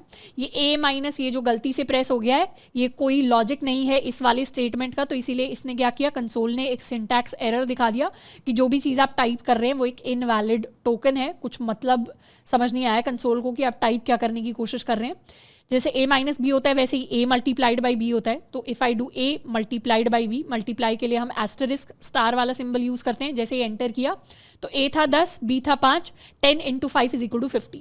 वैसे हम डिवाइड भी कर सकते हैं, जैसे मैंने किया a, उसके बाद हमारा forward slash divided by b। जैसे एंटर करेंगे वैल्यू आ गई 2, तो a क्या हुआ, b से डिवाइड हो गया। a क्या था 10, b क्या था 5, 10 divided by 5 is equal to 2। तो इसने क्या किया, क्वोशिएंट को प्रिंट कर दिया which is equal to value 2। तो ये चारों जो मेन ऑपरेटर्स होते हैं, एडिशन, सब्ट्रैक्शन, हमारा मल्टीप्लिकेशन एंड डिवीजन, ये चारों को चारों हमारे वेरिएबल्स के लिए काम करते हैं और इनको हम यूज़ करके देख सकते हैं। हम चाहें तो डायरेक्टली नंबर्स के साथ भी सेम चीज़ कर सकते हैं। जैसे मैंने अगर 10 मल्टीप्लाइड बाई 2 लिख दिया तो आउटपुट प्रिंट हो जाएगा 20। पर जब भी हम जो जनरल जावास्क्रिप्ट के कोड्स लिख रहे होंगे उसमें हम प्रेफर करेंगे कि जितनी भी चीज़ें हो रही हूँ इन टर्म्स ऑफ हमारे वेरिएबल्स हो रही हूँ, कि जो भी चीज़ जिस इन्फॉर्मेशन को हम बार बार यूज़ करना चाहते हैं उसको हम वेरिएबल की फॉर्म में स्टोर करा रहे हूँ। अब इसके साथ जितने भी नंबर्स हम मेमोरी के अंदर स्टोर कराते हैं उन सब के लिए एक पर्टिकुलर लिमिट होती है। यानी अगर एक बार इसे क्लियर कर लेते हैं, अगर हम कोई वेरिएबल बनाते हैं a इज इक्वल टू 0.9999, हम क्या कर सकते हैं, मल्टीपल नाइन्स तक इसको लेकर जा सकते हैं। और अगर हमने कम लिमिटेड नंबर ऑफ नाइन्स यहाँ पर यूज़ किए और जैसे ही एंटर प्रेस किया, हमारे नंबर की क्या वैल्यू है, हमारे नंबर की वैल्यू 0.999 जितनी भी हमने वैल्यू लिखी थी। पर हम जैसे ही अपने नंबर ऑफ नाइन्स को इंक्रीज करते हैं और इंक्रीज करके इसे बहुत ज़्यादा बार हम 9 लिख देते हैं ना, फिर एंटर प्रेस करते हैं, तो हमारा जो a है उसकी ऑटोमेटिकली वैल्यू अपग्रेड होकर नियरेस्ट इंटीजर पर चली जाएगी। यानी मेरा नियरेस्ट इंटीजर यहाँ पर होगा 1 के इक्वल।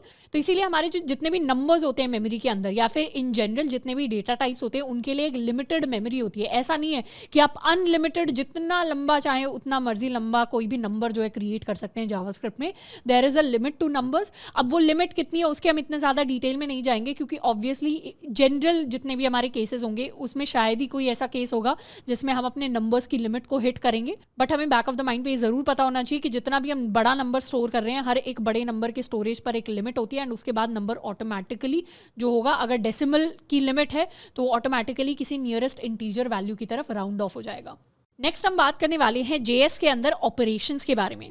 तो हमारे पास मल्टीपल ऑपरेशंस होते हैं जावास्क्रिप्ट के अंदर। अब यहाँ पर ऑपरेशंस कहने का क्या मतलब है, मैथ के अंदर हम ऑपरेशंस को पढ़ते थे। ऑपरेशंस यानी जिनको हम कैलकुलेशंस करने के लिए यूज़ करते हैं। जैसे अगर हमने कोई वेरिएबल बनाया A और B और अगर मैं A प्लस B लिख रही हूँ तो इसमें कुछ कुछ टर्म्स होते हैं। जैसे ये जो मेरा A होता है, ये जो मेरा B होता है, इनको हम ऑफिशियल टर्म्स में कहते हैं ऑपरेंड्स। तो ये मेरा फर्स्ट ऑपरेंड है, B मेरा सेकंड ऑपरेंड है। ऑपरेंड यानी जिसके ऊपर ऑपरेशन परफॉर्म किया जा रहा है। ये प्लस क्या है? ये प्लस है मेरा ऑपरेटर। ऑपरेटर यानी जो ऑपरेशन परफॉर्म करेगा। तो यहाँ पर प्लस ऑपरेशन परफॉर्म कर रहा है। क्या ऑपरेशन परफॉर्म कर रहा है? एडिशन का। तो क्या ऑपरेशन परफॉर्म हुआ? यहाँ पर एडिशन का ऑपरेशन परफॉर्म हुआ। ऑपरेशन यानी कोई भी काम जो परफॉर्म हो रहा है। तो ऐसे ही हमें जो एडिशन का ऑपरेशन परफॉर्म करना होता है उसके लिए हम सिंपली लिख सकते हैं a plus B, and a plus B की वैल्यू को हम स्टोर करवा सकते हैं किसी और वेरिएबल के अंदर। जैसे यहाँ पर अगर हमने वेरिएबल बनाया लेट्स से 10 एंड एक और दूसरा वेरिएबल बनाया let's say we write b is equal to 20। अब अगर मैं लिखूँ sum is equal to a plus b, and अगर अब हम सम की वैल्यू को प्रिंट करवाएं जो ऑलरेडी कैलकुलेट हो चुकी है 230, तो हम सिंपली लिख सकते हैं सम एंटर। तो क्या होगा? सम की वैल्यू ऑलरेडी जावास्क्रिप्ट ने कंसोल ने कैलकुलेट कर ली विच इज इक्वल टू 30 यानी 10 प्लस 20। तो यहाँ पर कौन सा ऑपरेशन परफॉर्म हुआ? यहाँ पर हमने एडिशन का ऑपरेशन परफॉर्म किया। ऐसे हम सब्ट्रैक्शन का ऑपरेशन परफॉर्म कर सकते हैं। जैसे अगर मुझे डिफरेंस निकालना है ऑफ a माइनस b, तो एंटर किया, डिफरेंस आ गया मेरे पास -10। तो डिफरेंस ये जो नया वेरिएबल मैंने बनाया है इसके अंदर वैल्यू स्टोर्ड होगी -10। क्यों? 10 माइनस 20 हमने किया है। ऐसे ही हम चाहें तो मल्टीप्लिकेशन कर सकते हैं। Multiplication is equal to a into B. तो ऑपरेशन मल्टीप्लिकेशन का परफॉर्म हुआ, आंसर आया 200 के इक्वल। ऐसे ही हम डिविजन कर सकते हैं। तो 10 डिवाइडेड बाई, या इसे लिख देते हैं a divided by b, a divided by b 10 divided by 20 होने वाला है 0.5 के इक्वल। तो इसे करेंगे एंटर। तो डिव ये जो मेरा वेरिएबल है इसके अंदर वैल्यू स्टोर होकर आ जाएगी 0.5। तो ये तो मेरे addition, subtraction, multiplication, division 4 major operations होते हैं, पर इनके अलावा जावास्क्रिप्ट के अंदर 2 और ऑपरेशंस होते हैं जिनको हम यूज कर सकते हैं। इनमें से सबसे पहला हमारा जो नया ऑपरेशन है जिसको हम सीखेंगे ये है मेरा रिमाइंडर, यानी हम रिमाइंडर ऑपरेटर को यूज करते हैं। जैसे हमारे पास प्लस एडिशन ऑपरेटर होता है, माइनस का ऑपरेटर होता है, मल्टीप्लाई का ऑपरेटर होता है, डिवाइड का ऑपरेटर होता है, वैसे ही हमारे पास जावास्क्रिप्ट के अंदर रिमाइंडर का भी ऑपरेटर होता है। रिमाइंडर ऑपरेटर को हम मॉड्यूलो भी कहते हैं। तो अगर हम किसी नंबर का किसी नंबर के साथ रिमाइंडर निकालना चाह रहे हैं तो उसके लिए हम मॉड्यूलो ऑपरेटर को यूज़ करेंगे। जैसे अगर मैंने लिख दिया 12 मॉड्यूलो 5, तो इसको लिखने का मतलब है कि हम 12 को डिवाइड कर रहे हैं 5 से। अब 5 से जब 12 को डिवाइड करेंगे तो कोशेंट में आएगा 2 माइनस 10 और रिमाइंडर में आएगा मेरे पास ये वैल्यू 2। तो ये जो वैल्यू 2 होगी ये मेरा फाइनल आंसर होगा फॉर माई मॉड्यूलो ऑपरेटर। इसको हम टेस्ट भी कर सकते हैं। जैसे यहाँ पर क्लियर कर लेते हैं। अगर हमने एक वेरिएबल बनाया 20 और हमने दूसरा वेरिएबल बनाया 10, और अब अगर हम लिखना चाहते हैं रिमाइंडर तो हम सिंपली लिख सकते हैं a मॉड्यूलो b।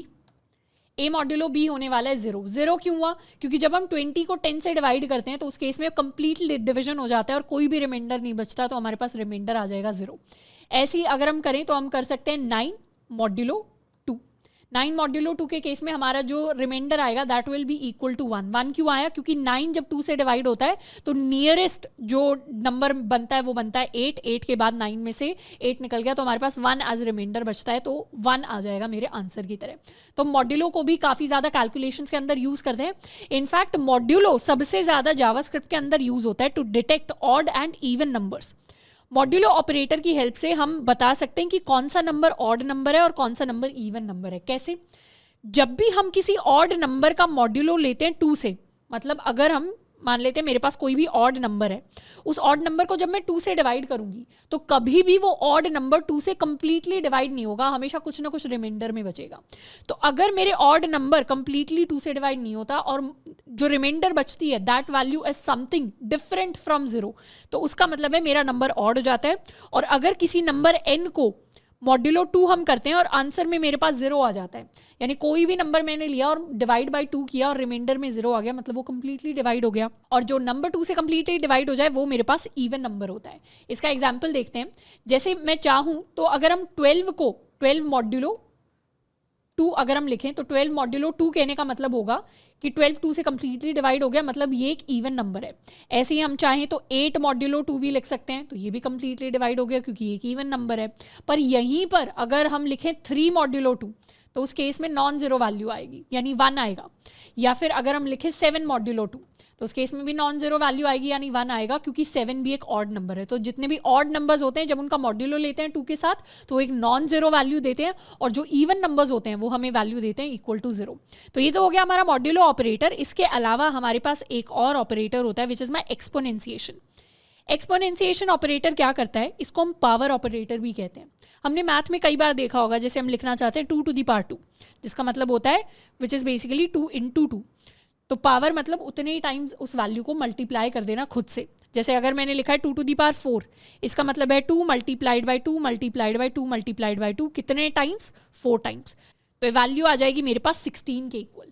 तो अगर मुझे किसी भी नंबर को किसी दूसरे नंबर से पावर की तरह कैलकुलेट करना है, तो जैसे a to the power b होता है, तो उसको हम लिख सकते हैं a मल्टीप्लाई b, तो मेरे पास फाइनल आंसर आ जाएगा, जिसमें b मेरा पावर होने वाला है और a मेरा मेन जो बेस होता है पावर के लिए वो होने वाला है। ये डबल एस्टरिस्क को हम यूज़ करते हैं फॉर पावर। जैसे यहाँ पर अगर हम कैलकुलेट करना चाहते हैं 2 to the power 3, तो हम लिख सकते हैं 2 मल्टीप्लाई 3, तो ये हो जाएगा 2 to the power 3 is equal to 8। उसी तरीके से अगर मैंने कोई भी वेरिएबल लिया है, लेट्स सपोज 3, एंड हमने इसके लिए कोई भी दूसरी वैल्यू ली है, लेट्स सपोज 3, तो a to the power b क्या होने वाला है, 3 to the power 3 हमारे पास होता है 27 के इक्वल, तो मेरे पास आ गया 27। तो हमारे 4 बेसिक ऑपरेटर्स तो हमें पता ही होने चाहिए। इसके अलावा जावास्क्रिप्ट में हम बहुत ही फ्रीक्वेंटली अपने मॉड्यूलो एंड अपने एक्सपोनेंशिएशन को यूज़ करेंगे। तो हमारा जो कंसोल है वो हमारे कैलकुलेटर की तरह भी वर्क करता है। तो जितनी भी कैलकुलेशंस हो सकती हैं, सिंपली अगर किसी दिन आपका कैलकुलेटर काम ना करे, जो बहुत ही बेसिक चीज़ है वैसे तो हम अपने क्रोम का टैब खोलकर राइट क्लिक करके इंस्पेक्ट करके अपनी जावास्क्रिप्ट के अंदर अपनी कैलकुलेशंस को स्टार्ट कर सकते हैं।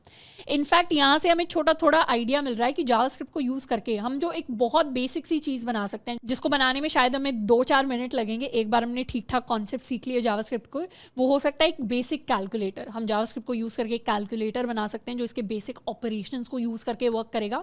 खैर ये तो बाद की बातें होगी। आई होप कि अभी तक हमें वेरिएबल समझ में आ गया है, हमें डेटा टाइप्स के अंदर नंबर समझ में आ गया कि नंबर्स कैसे एक डेटा टाइप है, कैसे अपने जो डेटा है उसका टाइप हमें एक्सप्रेस कराने में हेल्प करता है, एंड उसके साथ साथ जावास्क्रिप्ट के अंदर हमें ऑपरेशंस समझ में आ गए हैं। नेक्स्ट जिस चीज़ की हम बात करेंगे जावास्क्रिप्ट के अंदर, ये थोड़ी सी कंफ्यूजिंग लग सकती है, बट इससे पूरी कोशिश करनी है कंफ्यूज ना होने की। ये है हमारे साथ जावास्क्रिप्ट के अंदर एक स्पेशल वैल्यू जो होती है NaN। NaN की फुल फॉर्म है नॉट अ नंबर, यानी NaN जावास्क्रिप्ट के अंदर एक ऐसी प्रॉपर्टी होती है जो रिप्रेजेंट करती है नॉट अ नंबर वैल्यू को। कभी कभार हमारे पास जो कैलकुलेशंस होती हैं तो हमारे पास इस तरीके का ऐसा नंबर आता है जो एक वैलिड नंबर नहीं है। जैसे मैथ के अंदर हमें पता होता है कि 0 डिवाइडेड बाई 0 होना तो एक नंबर चाहिए, क्योंकि हम एक नंबर को दूसरे नंबर से डिवाइड कर रहे हैं, लेकिन उसका जो फाइनल आंसर आएगा, जो फाइनल नंबर आएगा, उसकी कोई फिक्स्ड वैल्यू नहीं होती, यानी वो एक वैलिड नंबर नहीं होता, तो एक इनवैलिड नंबर होता है। तो 0 डिवाइडेड बाई 0 को हम जावास्क्रिप्ट के अंदर NaN कहेंगे, यानी नॉट अ नंबर। मतलब जावास्क्रिप्ट के अंदर थोड़ा सा कंफ्यूजिंग लगेगा, पर जावास्क्रिप्ट के अंदर NaN एक नंबर ही होता है, पर वो जो वैल्यू बताने की कोशिश कर रहा है, जैसे अगर मैंने कोई नंबर लिखा, लेट्स सपोज मैंने 1 लिखा, तो 1 जिस वैल्यू को दिखा रहा है वो 1 ही है, 2 जिस वैल्यू को दिखा रहा है वो 2 ही है, 2.5 जिस वैल्यू को दिखा रहा है वो 2.5 ही है। लेकिन जावास्क्रिप्ट के अंदर NaN नॉट अ नंबर, एक नंबर तो है, पर वो जिस वैल्यू को दिखा रहा है, रिप्रेजेंट कर रहा है, वो एक नंबर नहीं है, वो एक वैलिड नंबर नहीं है। जैसे 0 डिवाइडेड बाई 0, अगर मैं यहाँ पर लिखूँ, let's suppose I do 0 divided by 0 और मैंने किया एंटर, तो जावास्क्रिप्ट मुझे देगा NaN। और अगर मैं चेक करूं टाइप ऑफ NaN, तो NaN का टाइप क्या आता है, नंबर आता है। तो NaN एक ऐसी वैल्यू है जो है तो एक नंबर, बट उसके अंदर कोई भी वैलिड नंबर वो रिप्रेजेंट करने के लिए यूज नहीं हो रही। जैसे 0 एक वैलिड नंबर होता है, 1 एक वैलिड नंबर होता है, 2 एक वैलिड नंबर होता है। NaN जिस चीज को रिप्रेजेंट कर रहा है वो एक वैलिड नंबर नहीं है। अब NaN को अगर हम चाहें तो NaN के साथ जितने भी ऑपरेशंस जितने भी हमने सीखे हैं वो परफॉर्म कर सकते हैं, पर उन सारे ऑपरेशंस का जब भी रिजल्ट आता है, क्योंकि हम एक नॉट वैलिड नंबर को यूज कर रहे हैं, तो उसका आंसर भी नॉट वैलिड नंबर ही आएगा। जैसे अगर हम लिखे NaN +1 स्पेस +1, तो इसका आंसर भी मेरे पास NaN आने वाला है। अगर हम चाहें तो इसको -1 में कन्वर्ट करेंगे तो भी NaN आएगा। हम चाहें तो इसे मल्टीप्लाइड बाय 1 में कन्वर्ट कर सकते हैं तो भी मेरे पास आंसर NaN आएगा। या फिर अगर मैं NaN इंटू NaN करूं तो भी मेरे पास नॉट अ नंबर आएगा। तो जब आपके पास कोई इनवैलिड नंबर होता है, उसके साथ आप जितने भी ऑपरेशंस परफॉर्म करेंगे, आपके पास रिजल्ट में भी इनवैलिड नंबर ही आने वाला है। तो आई होप कि यहाँ से हमें NaN नॉट अ नंबर का जो कॉन्सेप्ट है वो क्लियर हुआ होगा। नेक्स्ट टॉपिक जिसे हम पढ़ने वाले हैं ये है हमारे पास ऑपरेटर प्रेसिडेंस। प्रेसिडेंस का मतलब होता है प्रायोरिटी, यानी जब हमारे पास किसी भी एक्सप्रेशन में बहुत सारे ऑपरेटर्स होते हैं। जैसे मैथ के अंदर हमने ऐसा एक्सप्रेशन देखा होगा 5 + 4 मल्टीप्लाइड बाई 10 डिवाइडेड बाई 2 +3 - 5। तो इस तरीके के बड़े से एक्सप्रेशन में हम अगर हमें मैथ का ऐसा एक्सप्रेशन दिया हुआ है तो डायरेक्टली हम लेफ्ट से कैलकुलेशन करना या राइट से कैलकुलेशन करना शुरू नहीं कर सकते, क्योंकि मैथ के कुछ रूल्स होते हैं।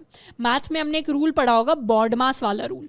बॉडमास वाला रूल क्या कहता है कि सबसे पहले तो हमें, अगर कोई ब्रैकेट्स हैं तो हमें ब्रैकेट्स को ओपन करना पड़ेगा, तो उसके बाद हम डिवीजन करते हैं, उसके बाद मल्टीप्लिकेशन करते हैं, फिर एडिशन करते हैं, फिर हम सब्ट्रैक्शन करते हैं। तो इस तरीके से हर एक ऑपरेटर के लिए ऑपरेशन परफॉर्म करने का एक सीक्वेंस होता है। आपको प्लस और माइनस करने से पहले हमेशा मल्टीप्लाई और डिवाइड हमेशा पहले करना होता है। तो ये मैथ का रूल होता है। तो वैसे ही रूल्स हमारे जावास्क्रिप्ट के अंदर भी अप्लाई करते हैं। जावास्क्रिप्ट के अंदर अगर किसी एक सिंगल एक्सप्रेशन के अंदर बहुत सारे ऑपरेटर्स दिए हुए हैं, जैसे ये हमारा एक्सप्रेशन हो गया, तो इस एक्सप्रेशन के अंदर कौन सा ऑपरेटर पहले यूज होगा, कौन सा ऑपरेटर बाद में इंप्लीमेंट होगा, उसका एक सेट प्रेसिडेंस होता है। तो ऑपरेटर प्रेसिडेंस हमारा एक जनरल ऑर्डर होता है या प्रायोरिटी सेट होता है, जिसके अकॉर्डिंग हम किसी भी एक्सप्रेशन को सॉल्व करते हैं। इसमें सबसे हाईएस्ट जो प्रेसिडेंस होती है वो होती है हमारे ब्रैकेट की, यानी सबसे पहले जितने भी ब्रैकेट के अंदर एक्सप्रेशन वाले पार्ट होंगे ना, वो सॉल्व हो रहे होंगे। लेट्स सपोज हम एक एक्सप्रेशन का एग्जांपल लेते हैं। हमने लिखा 5 + 2 डिवाइडेड बाय 7 + 1 मल्टीप्लाइड बाय 1, या इसे कर लेते हैं 1 मल्टीप्लाइड बाय 2। तो इस तरीके का हमने कोई एक्सप्रेशन लिखा है। अब इस एक्सप्रेशन में सारे ऑपरेशंस को परफॉर्म करने से पहले हम क्या करेंगे, अपने ब्रैकेट के अंदर वाले ऑपरेशंस को परफॉर्म करेंगे। तो ब्रैकेट के अंदर वाले ऑपरेशन को जब परफॉर्म करेंगे तो 5 + 2 हो जाएगा 7, तो ये वैल्यू हो जाएगी 7 डिवाइडेड बाय 7 + 1 मल्टीप्लाइड बाय 2। अब जैसे ही सारे ब्रैकेट वाले ऑपरेशंस को हमने परफॉर्म कर लिया, उसके बाद सेकंड जो प्रायोरिटी आती है वो आती है पावर ऑपरेटर की।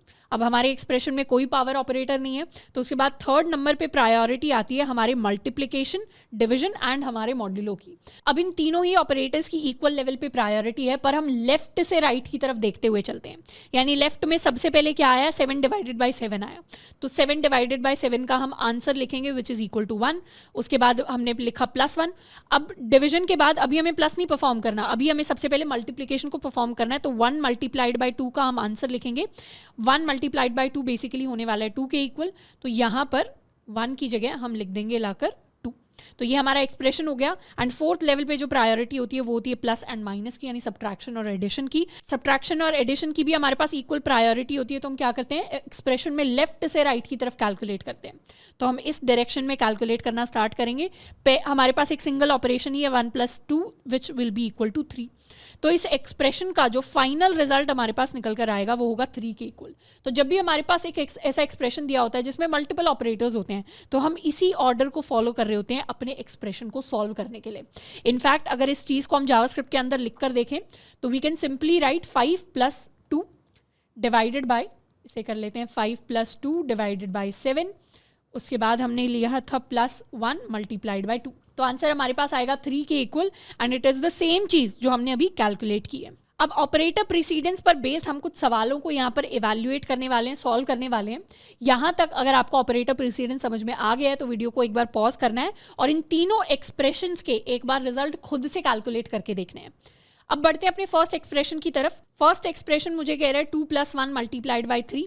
तो इसका रिजल्ट क्या होगा, हमारे पास जो रूल कहता है वो कहता है कि सबसे हाईएस्ट जो प्रायोरिटी है वो ब्रैकेट की होनी चाहिए। उसके बाद हमारा पावर ऑपरेटर आता है, उसके बाद हमारे पास मल्टीप्लाई आता है, डिवीजन आता है, मॉड्यूलो आता है, एंड उसके बाद हमारे पास आता है मेरा प्लस एंड माइनस। और इन दोनों के अंदर हम कहाँ से कहाँ तक बढ़ते हैं, हम लेफ्ट से राइट की तरफ जाते हैं, क्योंकि इस लेवल पे इक्वल प्रायोरिटी है, इस लेवल पे इक्वल प्रायोरिटी है। तो यहाँ पे सबसे हाईएस्ट प्रायोरिटी है ब्रैकेट की, तो हम ब्रैकेट के अंदर की चीज़ को सॉल्व करेंगे। 2 + 1 को सॉल्व करेंगे तो 3 आएगा मल्टीप्लाइड बाय 3। अब सिंगल ऑपरेटर मेरे पास रह गया, तो 3 × 3 मेरे पास हो जाएगा 9 के इक्वल। इसको करके भी देख लेते हैं। अगर हम चाहें तो टाइप कर सकते हैं 2 + 1 मल्टीप्लाइड बाय 3, इसका आंसर हो जाएगा 9 के इक्वल। सेकेंड एक्सप्रेशन की तरफ बढ़ते हैं। सेकेंड एक्सप्रेशन में हमारे पास कोई भी ब्रैकेट नहीं है, तो ये लेवल तो क्लियर हो गया। अब नेक्स्ट लेवल पे हमारे पास आता है पावर ऑपरेटर। यहाँ एक पावर ऑपरेटर दिया हुआ है 2⁻²। तो सबसे पहले हम इसे सॉल्व करेंगे। 2⁻² होता है 4 के इक्वल, तो ये हो जाएगा 3 डिवाइडेड बाय 1 + 4। अगर हमारे पास यहाँ पर मल्टीपल पावर ऑपरेटर्स होते तो सॉल्व करने का सीक्वेंस राइट से लेफ्ट होता है। जैसे इन दोनों लेवल्स में लेफ्ट से राइट होता है, वैसे ही मल्टीपल पावर्स के केस में राइट से लेफ्ट की तरफ हम सिर्फ पावर ऑपरेटर्स को सॉल्व करते हैं।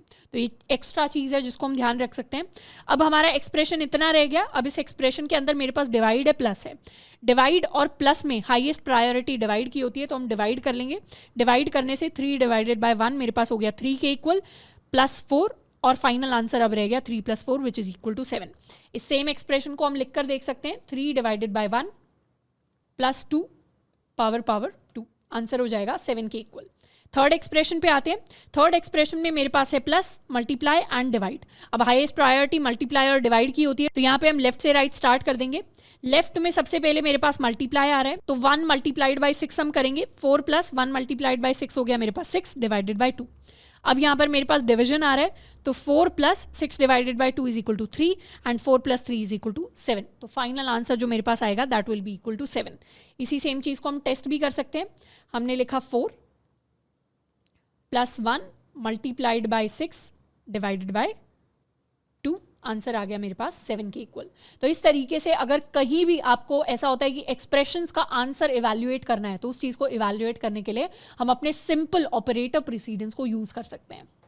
नेक्स्ट हम सॉल्व करने वाले हैं अपना एक प्रैक्टिस क्वेश्चन। प्रैक्टिस क्वेश्चन के अंदर सबसे पहले हमें पूछा है what is the value of age after this code runs. यानी मुझे छोटा सा कोड दिया हुआ है और इसमें मुझे बताना है जब ये दोनों कोड की लाइन रन कर जाएंगी, हमारा प्रोग्राम कैसे काम करता है, ऊपर से नीचे तक रन करता है, तो हमारे एज की क्या वैल्यू होने वाली है।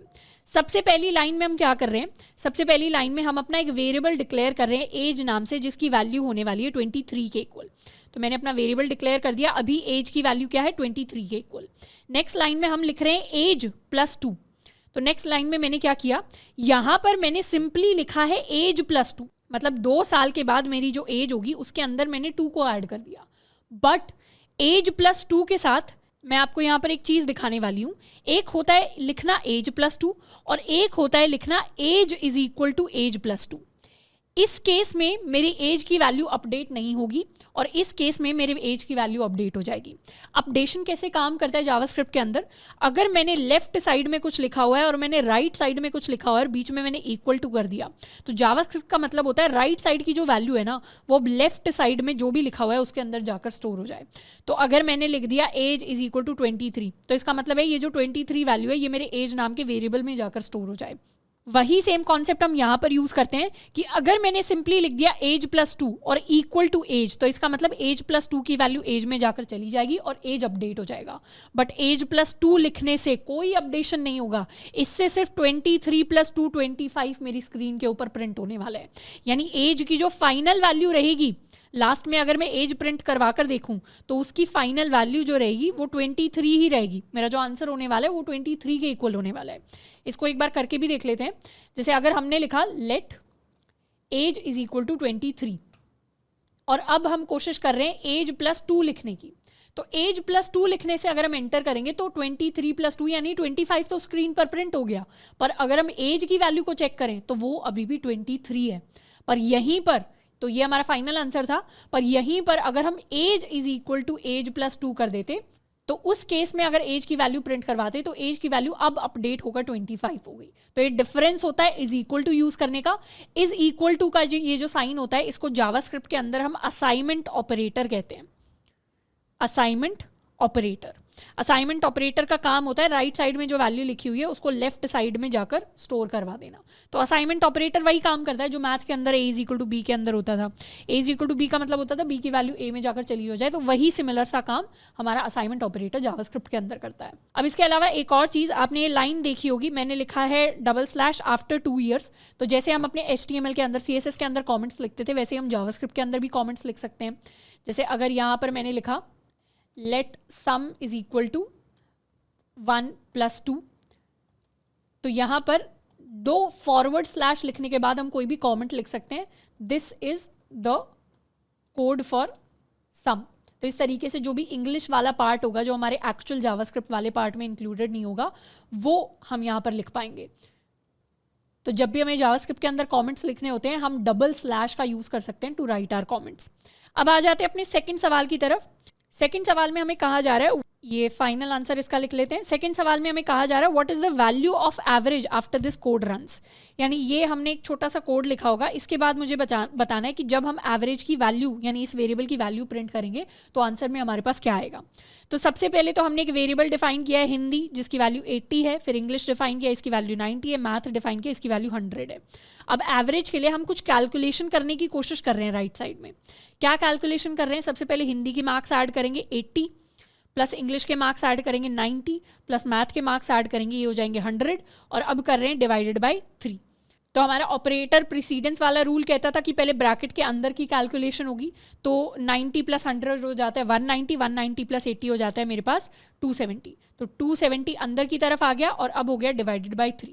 तो 270 डिवाइडेड बाय 3 हो जाता है मेरे पास 90 के इक्वल। तो फाइनली एवरेज के अंदर, इस वेरिएबल के अंदर जो वैल्यू स्टोर होगी that will be equal to 90। तो मार्क्स का हम एवरेज निकाल सकते हैं कि इतने मार्क्स हर सब्जेक्ट में थे, तो एवरेज मार्क्स कितने आ रहे होंगे। इसको वेरीफाई भी कर लेते हैं। हमने लिखा let Hindi is equal to, Hindi के अंदर मार्क्स को हमने डिफाइन किया है एज 80, फिर इंग्लिश के अंदर मार्क्स को हमने डिफाइन किया है एज 90 और अपने मैथ के अंदर मार्क्स को हमने डिफाइन किया है एज 100 और हम एक एवरेज कैलकुलेट करने की कोशिश कर रहे हैं। Let average is equal to Hindi plus English plus math divided by 3। तो मेरे एवरेज की वैल्यू फाइनली आ गई है मेरे पास 90 के इक्वल। तो इस तरीके से मल्टीपल जो एक्सप्रेशंस हैं, ऑपरेटर्स हैं, असाइनमेंट ऑपरेटर हैं और मेरे लेट और कॉन्स्ट की जो नॉलेज है ये हमें हेल्प करती है बहुत सारे डिफरेंट जावास्क्रिप्ट प्रोग्राम्स को लिखने में। नेक्स्ट हम बात करने वाले हैं अपने असाइनमेंट ऑपरेटर्स के बारे में। तो अभी तक हमने अपने सिंपल असाइनमेंट ऑपरेटर के बारे में बात की है, जो होता है मेरा इक्वल टू साइन।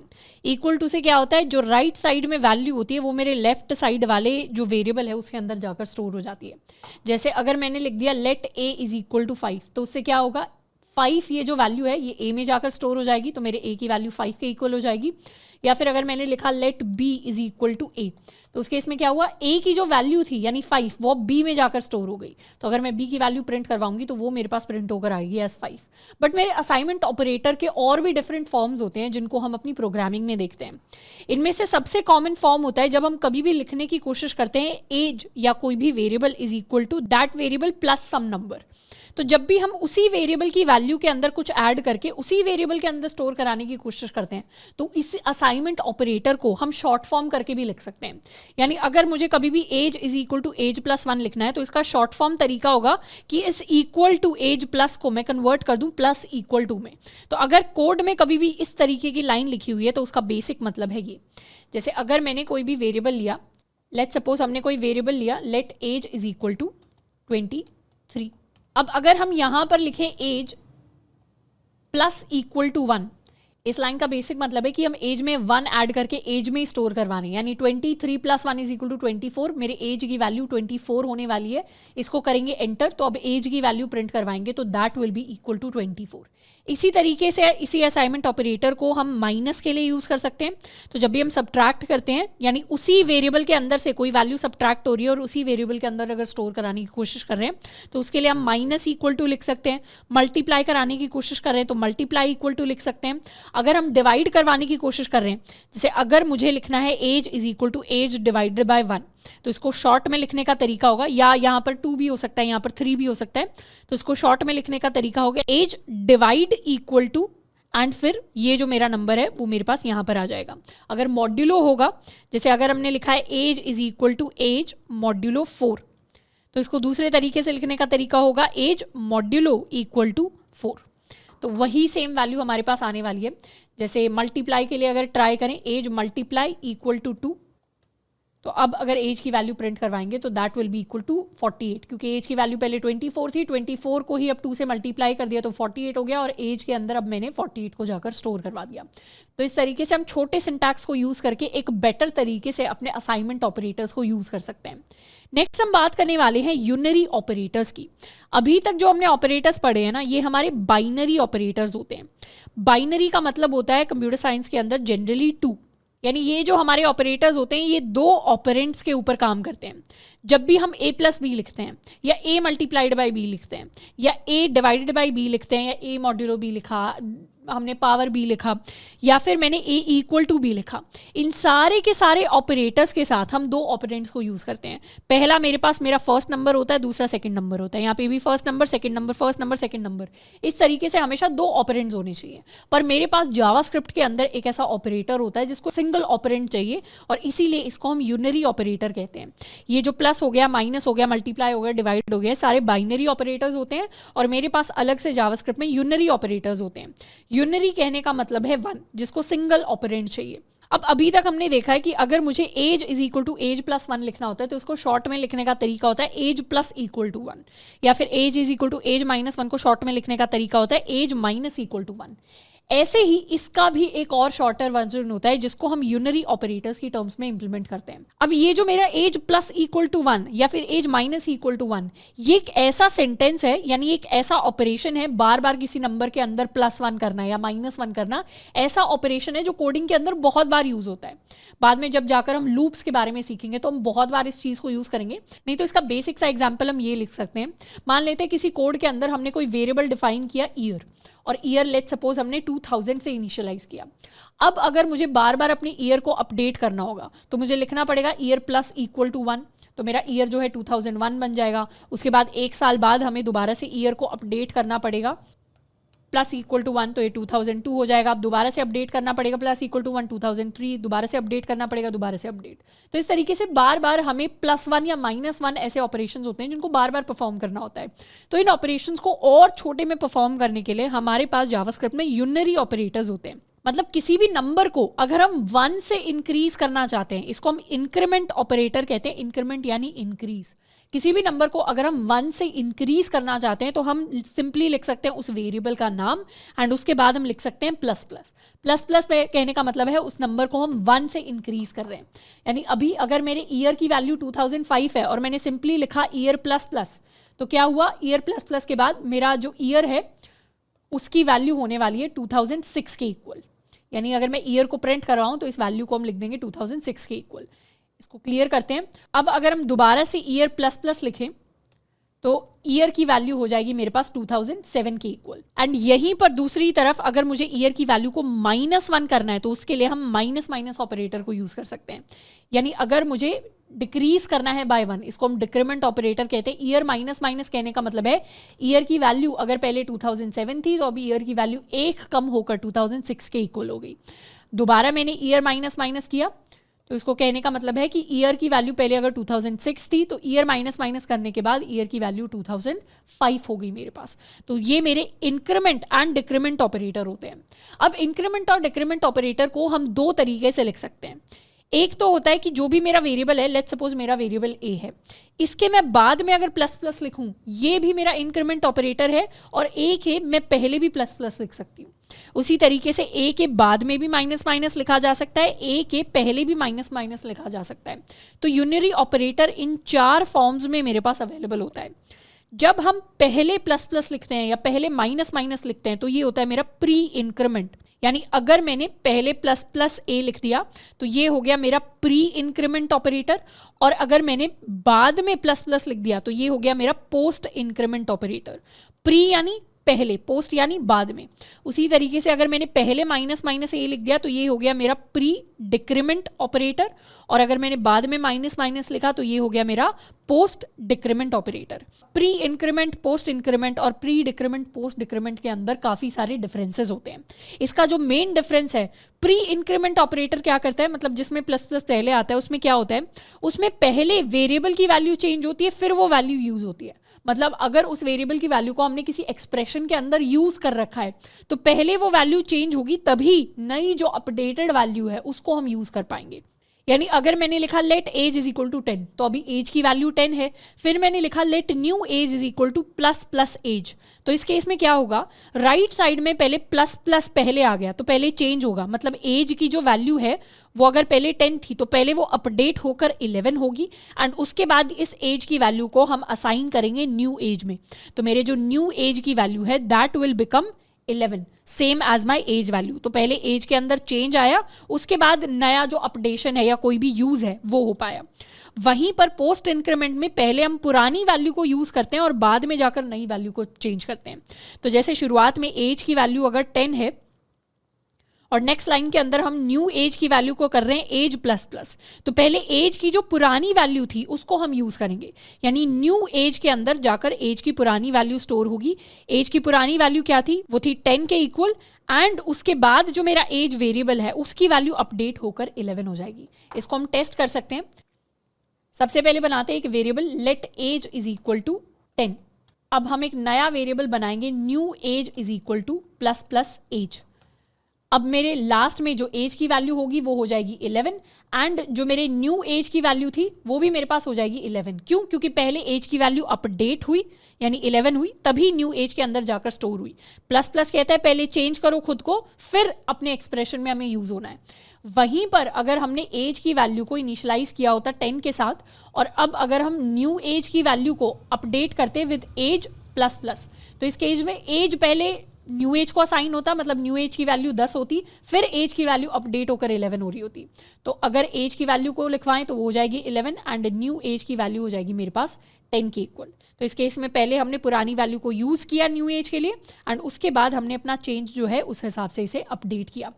यही रीजन है जिसकी वजह से अगर हम कोई नया वेरिएबल बनाते हैं, लेट्स सपोज मैंने बनाया a इज इक्वल टू 5 और हम करते हैं प्लस प्लस a, तो प्लस प्लस ए करते ही क्या हुआ, यहां पर ये प्रिंट करवाने के लिए शुरुआत में ही 6 प्रिंट हो गया और मैं बाद में ए की वैल्यू प्रिंट करवाऊं तो ये भी 6 होगी। पर अगर मैंने ए प्लस प्लस किया होता तो ए प्लस प्लस के केस में अभी तो ये 6 प्रिंट कर रहा है पर ए की वैल्यू 7 है, यानी प्रिंट में यूज हो रही है वो चीज, ए की वैल्यू पुरानी वैल्यू यूज हो रही है। तो प्लस प्लस क्या कहता है, प्रिंट करवाने के लिए तो पुरानी वैल्यू को पहले यूज कर लो, बाद वाला पोस्ट इंक्रीमेंट, एंड उसके बाद ए को अपडेट कर दो। तो प्रिंट करवाने के लिए हमने पुरानी वैल्यू 6 को प्रिंट करवाया एंड बाद में हमने ए को अपडेट करके 7 वैल्यू किया। तो ये डिफरेंस होता है मेरे पोस्ट इंक्रीमेंट एंड मेरे प्री इंक्रीमेंट में, एंड सेम डिफरेंसेस हम अपने पोस्ट डिक्रीमेंट और प्री डिक्रीमेंट के अंदर देख सकते हैं। नेक्स्ट हम बात करने वाले हैं यूनरी ऑपरेटर्स की। अभी तक जो हमने ऑपरेटर्स पढ़े हैं ना, ये हमारे बाइनरी ऑपरेटर्स होते हैं। बाइनरी का मतलब होता है कंप्यूटर साइंस के अंदर जनरली 2, यानी ये जो हमारे ऑपरेटर्स होते हैं ये 2 ऑपरेंट्स के ऊपर काम करते हैं। जब भी हम a प्लस बी लिखते हैं या a मल्टीप्लाइड बाई बी लिखते हैं या a डिवाइडेड बाई बी लिखते हैं या a मॉड्यूलो बी लिखा, हमने पावर b लिखा, या फिर मैंने a इक्वल टू b लिखा, इन सारे के सारे ऑपरेटर्स के साथ हम 2 ऑपरेंट्स को यूज करते हैं। पहला मेरे पास मेरा फर्स्ट नंबर होता है, दूसरा सेकंड नंबर होता है, यहाँ पे भी first number second number, first number second number, इस तरीके से हमेशा 2 ऑपरेंट्स होने चाहिए। पर मेरे पास जावास्क्रिप्ट के अंदर एक ऐसा ऑपरेटर होता है जिसको सिंगल ऑपरेंट चाहिए और इसीलिए इसको हम यूनरी ऑपरेटर कहते हैं। ये जो प्लस हो गया, माइनस हो गया, मल्टीप्लाई हो गया, डिवाइड हो गया, सारे बाइनरी ऑपरेटर्स होते हैं और मेरे पास अलग से जावास्क्रिप्ट में यूनरी ऑपरेटर्स होते हैं। यूनरी कहने का मतलब है 1, जिसको सिंगल ऑपरेंट चाहिए। अब अभी तक हमने देखा है कि अगर मुझे age is equal to age plus 1 लिखना होता है तो उसको शॉर्ट में लिखने का तरीका होता है एज प्लस इक्वल टू 1, या फिर age is equal to age minus 1 को शॉर्ट में लिखने का तरीका होता है एज माइनस इक्वल टू 1। ऐसे ही इसका भी एक और शॉर्टर वर्जन होता है जिसको हम यूनरी ऑपरेटर्स की टर्म्स में इंप्लीमेंट करते हैं। अब ये जो मेरा एज प्लस इक्वल टू 1 या फिर एज माइनस इक्वल टू 1, ये एक ऐसा सेंटेंस है, यानी एक ऐसा ऑपरेशन है, बार बार किसी नंबर के अंदर +1 करना या -1 करना, ऐसा ऑपरेशन है जो कोडिंग के अंदर बहुत बार यूज होता है। बाद में जब जाकर हम लूप्स के बारे में सीखेंगे तो हम बहुत बार इस चीज को यूज करेंगे। नहीं तो इसका बेसिक सा एग्जाम्पल हम ये लिख सकते हैं। मान लेते हैं किसी कोड के अंदर हमने कोई वेरिएबल डिफाइन किया ईयर, और ईयर लेट्स सपोज हमने 2000 से इनिशियलाइज किया। अब अगर मुझे बार बार अपनी ईयर को अपडेट करना होगा तो मुझे लिखना पड़ेगा ईयर प्लस इक्वल टू 1, तो मेरा ईयर जो है 2001 बन जाएगा। उसके बाद 1 साल बाद हमें दोबारा से ईयर को अपडेट करना पड़ेगा प्लस इक्वल टू 1, तो ये 2002 हो जाएगा। अब दोबारा से अपडेट करना पड़ेगा प्लस इक्वल टू 1, 2003, दोबारा से अपडेट करना पड़ेगा, दोबारा से अपडेट। तो इस तरीके से बार बार हमें +1 या -1 ऐसे ऑपरेशंस होते हैं जिनको बार बार परफॉर्म करना होता है। तो इन ऑपरेशंस को और छोटे में परफॉर्म करने के लिए हमारे पास जावास्क्रिप्ट में यूनरी ऑपरेटर्स होते हैं। मतलब किसी भी नंबर को अगर हम 1 से इंक्रीज करना चाहते हैं, इसको हम इंक्रीमेंट ऑपरेटर कहते हैं। इंक्रीमेंट यानी इंक्रीज। किसी भी नंबर को अगर हम 1 से इंक्रीज करना चाहते हैं तो हम सिंपली लिख सकते हैं उस वेरिएबल का नाम एंड उसके बाद हम लिख सकते हैं प्लस प्लस। प्लस प्लस कहने का मतलब है उस नंबर को हम 1 से इंक्रीज कर रहे हैं। यानी अभी अगर मेरे ईयर की वैल्यू 2005 है और मैंने सिंपली लिखा ईयर प्लस प्लस, तो क्या हुआ, ईयर प्लस प्लस के बाद मेरा जो ईयर है उसकी वैल्यू होने वाली है 2006 के इक्वल। यानी अगर मैं ईयर को प्रिंट कर रहा हूं तो इस वैल्यू को हम लिख देंगे 2006 के इक्वल। इसको क्लियर करते हैं। अब अगर हम दोबारा से ईयर प्लस प्लस लिखें तो ईयर की वैल्यू हो जाएगी मेरे पास 2007 के इक्वल। एंड यहीं पर दूसरी तरफ अगर मुझे ईयर की वैल्यू को -1 करना है तो उसके लिए हम माइनस ऑपरेटर को यूज कर सकते हैं। यानी अगर मुझे डिक्रीज करना है बाय 1, इसको हम डिक्रीमेंट ऑपरेटर कहते हैं। ईयर माइनस कहने का मतलब है ईयर की वैल्यू अगर पहले 2007 थी तो अभी ईयर की वैल्यू 1 कम होकर 2006 के इक्वल हो गई। दोबारा मैंने ईयर माइनस किया तो इसको कहने का मतलब है कि ईयर की वैल्यू पहले अगर 2006 थी तो ईयर माइनस माइनस करने के बाद ईयर की वैल्यू 2005 हो गई मेरे पास। तो ये मेरे इंक्रीमेंट एंड डिक्रीमेंट ऑपरेटर होते हैं। अब इंक्रीमेंट और डिक्रीमेंट ऑपरेटर को हम दो तरीके से लिख सकते हैं। एक तो होता है कि जो भी मेरा वेरिएबल है, लेट्स सपोज मेरा वेरिएबल ए है, इसके मैं बाद में अगर प्लस प्लस लिखूं, ये भी मेरा इंक्रीमेंट ऑपरेटर है, और ए के मैं पहले भी प्लस प्लस लिख सकती हूँ। उसी तरीके से ए के बाद में भी माइनस माइनस लिखा जा सकता है, ए के पहले भी माइनस माइनस लिखा जा सकता है। तो यूनिरी ऑपरेटर इन 4 फॉर्म्स में मेरे पास अवेलेबल होता है। जब हम पहले प्लस प्लस लिखते हैं या पहले माइनस माइनस लिखते हैं तो ये होता है मेरा प्री इंक्रीमेंट, यानी अगर मैंने पहले प्लस प्लस ए लिख दिया तो ये हो गया मेरा प्री इंक्रीमेंट ऑपरेटर, और अगर मैंने बाद में प्लस प्लस लिख दिया तो ये हो गया मेरा पोस्ट इंक्रीमेंट ऑपरेटर। प्री यानी पहले, पोस्ट यानी बाद में। उसी तरीके से अगर मैंने पहले माइनस माइनस ए लिख दिया तो ये हो गया मेरा प्री डिक्रीमेंट ऑपरेटर, और अगर मैंने बाद में माइनस माइनस लिखा तो ये हो गया मेरा post decrement operator. Pre increment, post increment और प्री डिक्रीमेंट, पोस्ट डिक्रीमेंट के अंदर काफी सारे डिफरेंसेस होते हैं। इसका जो मेन डिफरेंस है, प्री इंक्रीमेंट ऑपरेटर क्या करता है, मतलब जिसमें प्लस प्लस पहले आता है, उसमें क्या होता है, उसमें पहले वेरिएबल की वैल्यू चेंज होती है, फिर वो वैल्यू यूज होती है। मतलब अगर उस वेरिएबल की वैल्यू को हमने किसी एक्सप्रेशन के अंदर यूज कर रखा है तो पहले वो वैल्यू चेंज होगी, तभी नई जो अपडेटेड वैल्यू है उसको हम यूज कर पाएंगे। यानी अगर मैंने लिखा let age is equal to 10, तो अभी एज की वैल्यू 10 है। फिर मैंने लिखा let new age is equal to plus plus age, तो इस केस में क्या होगा, राइट साइड में पहले प्लस प्लस पहले आ गया तो पहले चेंज होगा। मतलब एज की जो वैल्यू है वो अगर पहले 10 थी तो पहले वो अपडेट होकर 11 होगी, एंड उसके बाद इस एज की वैल्यू को हम असाइन करेंगे न्यू एज में। तो मेरे जो न्यू एज की वैल्यू है that will become 11, same age my age value. तो पहले एज के अंदर चेंज आया, उसके बाद नया जो अपडेशन है या कोई भी यूज है वो हो पाया। वहीं पर पोस्ट इंक्रीमेंट में पहले हम पुरानी वैल्यू को यूज करते हैं और बाद में जाकर नई वैल्यू को चेंज करते हैं। तो जैसे शुरुआत में एज की वैल्यू अगर 10 है और नेक्स्ट लाइन के अंदर हम न्यू एज की वैल्यू को कर रहे हैं एज प्लस प्लस, तो पहले एज की जो पुरानी वैल्यू थी उसको हम यूज करेंगे, यानी न्यू एज के अंदर जाकर एज की पुरानी वैल्यू स्टोर होगी। एज की पुरानी वैल्यू क्या थी, वो थी 10 के इक्वल, एंड उसके बाद जो मेरा एज वेरिएबल है उसकी वैल्यू अपडेट होकर 11 हो जाएगी। इसको हम टेस्ट कर सकते हैं। सबसे पहले बनाते हैं एक variable let age is equal to 10। अब हम एक नया वेरिएबल बनाएंगे new age is equal to plus plus age. अब मेरे लास्ट में जो एज की वैल्यू होगी वो हो जाएगी 11, एंड जो मेरे न्यू एज की वैल्यू थी वो भी मेरे पास हो जाएगी 11। क्यों? क्योंकि पहले एज की वैल्यू अपडेट हुई यानी 11 हुई, तभी न्यू एज के अंदर जाकर स्टोर हुई। प्लस प्लस कहता है पहले चेंज करो खुद को, फिर अपने एक्सप्रेशन में हमें यूज होना है। वहीं पर अगर हमने एज की वैल्यू को इनिशियलाइज किया होता 10 के साथ, और अब अगर हम न्यू एज की वैल्यू को अपडेट करते विद एज प्लस प्लस, तो इस केस में एज पहले न्यू एज को असाइन होता, मतलब न्यू एज की वैल्यू 10 होती, फिर एज की वैल्यू अपडेट होकर 11 हो रही होती। तो अगर एज की वैल्यू को लिखवाएं तो वो हो जाएगी 11, एंड न्यू एज की वैल्यू हो जाएगी मेरे पास 10 के इक्वल।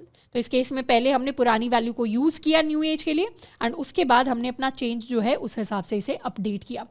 यही रीजन है जिसकी वजह से अगर हम कोई नया वेरिएबल बनाते हैं, लेट्स सपोज मैंने बनाया a इज इक्वल टू 5 और हम करते हैं प्लस प्लस a, तो प्लस प्लस ए करते ही क्या हुआ, यहां पर ये प्रिंट करवाने के लिए शुरुआत में ही 6 प्रिंट हो गया, और मैं बाद में ए की वैल्यू प्रिंट करवाऊं तो ये भी 6 होगी। पर अगर मैंने ए प्लस प्लस किया होता तो ए प्लस प्लस के केस में अभी तो ये 6 प्रिंट कर रहा है, पर ए की वैल्यू 7 है, यानी प्रिंट में यूज हो रही है वो चीज, ए की वैल्यू पुरानी वैल्यू यूज हो रही है। तो प्लस प्लस क्या कहता है, प्रिंट करवाने के लिए तो पुरानी वैल्यू को पहले यूज कर लो, बाद वाला पोस्ट इंक्रीमेंट, एंड उसके बाद ए को अपडेट कर दो। तो प्रिंट करवाने के लिए हमने पुरानी वैल्यू 6 को प्रिंट करवाया, एंड बाद में हमने ए को अपडेट करके 7 वैल्यू किया। तो ये डिफरेंस होता है मेरे पोस्ट इंक्रीमेंट एंड मेरे प्री इंक्रीमेंट में, एंड सेम डिफरेंसेस हम अपने पोस्ट डिक्रीमेंट और प्री डिक्रीमेंट के अंदर देख सकते हैं। नेक्स्ट हम सॉल्व करने वाले हैं एक प्रैक्टिस क्वेश्चन को जो मेरे इंक्रीमेंट यूनियनरी ऑपरेटर पर बेस्ड है। What is the value of each variable in each line of code? यानी इस कोड की हर एक लाइन में हर एक वेरिएबल की क्या वैल्यू चल रही है उसको हमें बताना है। तो सबसे पहले बात करते हैं अपनी लाइन 1 की। लाइन 1 के अंदर हमने एक वेरिएबल को बनाया है let num is equal to 5। तो हम क्या कर सकते हैं, हमारा जो फर्स्ट लाइन में वेरिएबल है नम, इसकी वैल्यू है अभी 5 के इक्वल। सेकेंड लाइन की बात करते हैं। सेकेंड लाइन में हमने new num is equal to num plus plus लिखा है, तो हमने एक नया वेरिएबल बनाया है न्यू नम, एंड मेरा जो पुराना वेरिएबल है उसकी वैल्यू है अभी 5 के इक्वल।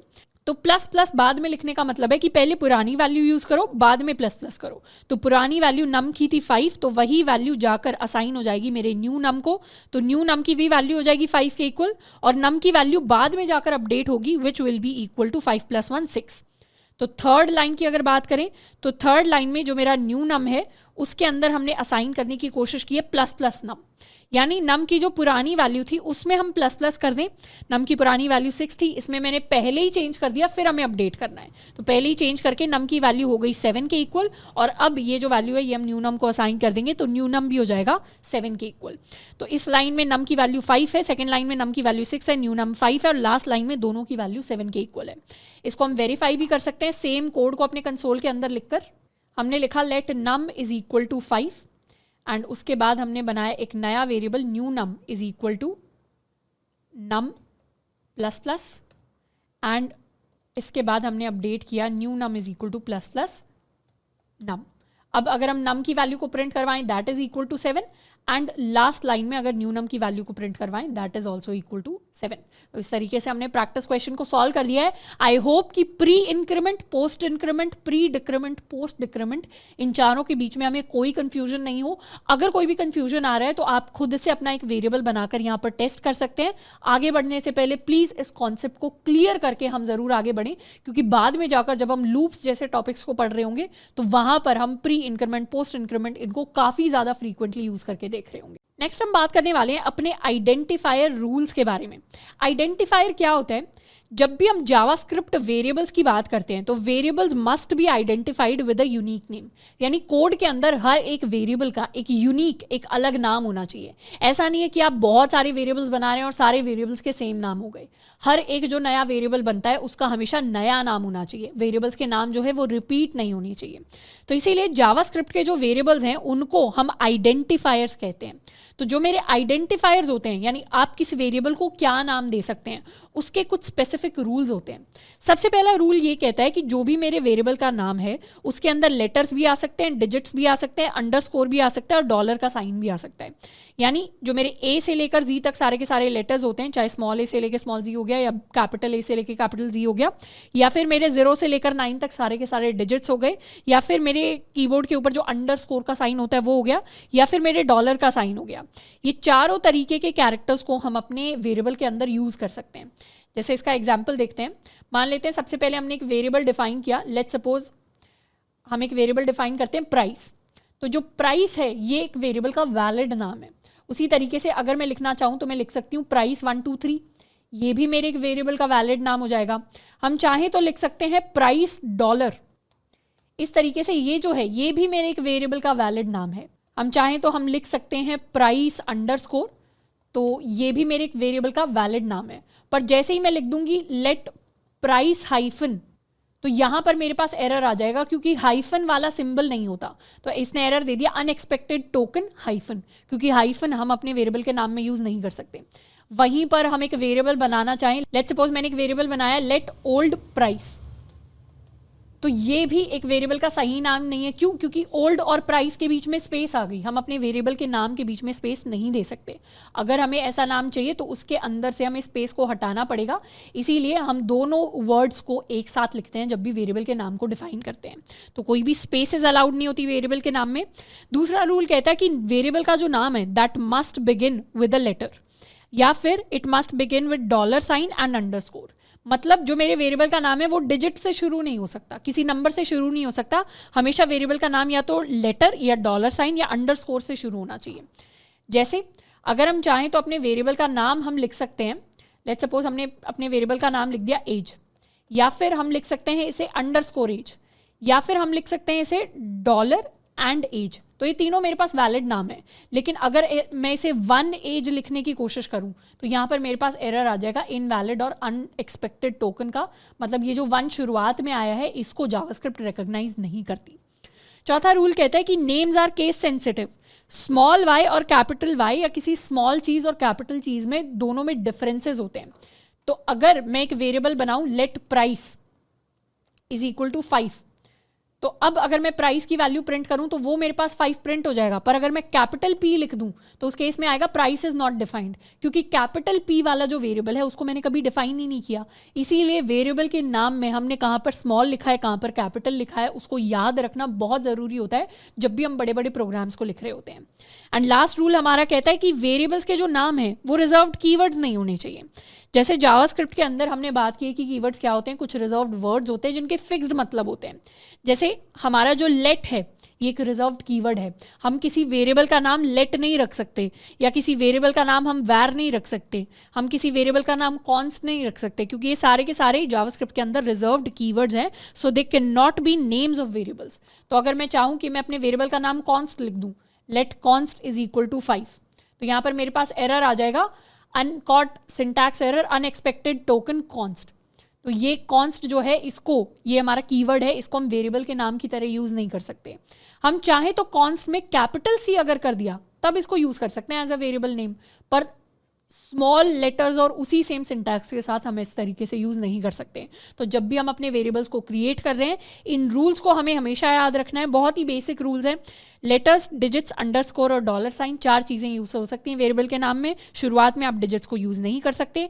जावास्क्रिप्ट एक केस सेंसिटिव लैंग्वेज है, हमने HTML की बात की थी, HTML केस इनसेंसिटिव लैंग्वेज है। HTML में आप कुछ कैपिटल में लिख देंगे, कुछ स्मॉल में लिख देंगे, दोनों बराबर होता है, पर जावास्क्रिप्ट के अंदर दोनों चीज़ें अलग अलग हैं। जो चीज़ स्मॉल में है वो स्मॉल में ही रहनी चाहिए, जो चीज़ कैपिटल में वो कैपिटल में ही रहनी चाहिए, नहीं तो आपका एरर आ सकता है। और 5वीं चीज़, जो भी हमारे रिजर्व्ड कीवर्ड्स होते हैं उनको हम अपने जावास्क्रिप्ट के अंदर आइडेंटिफायर के नाम की तरह यूज नहीं करते।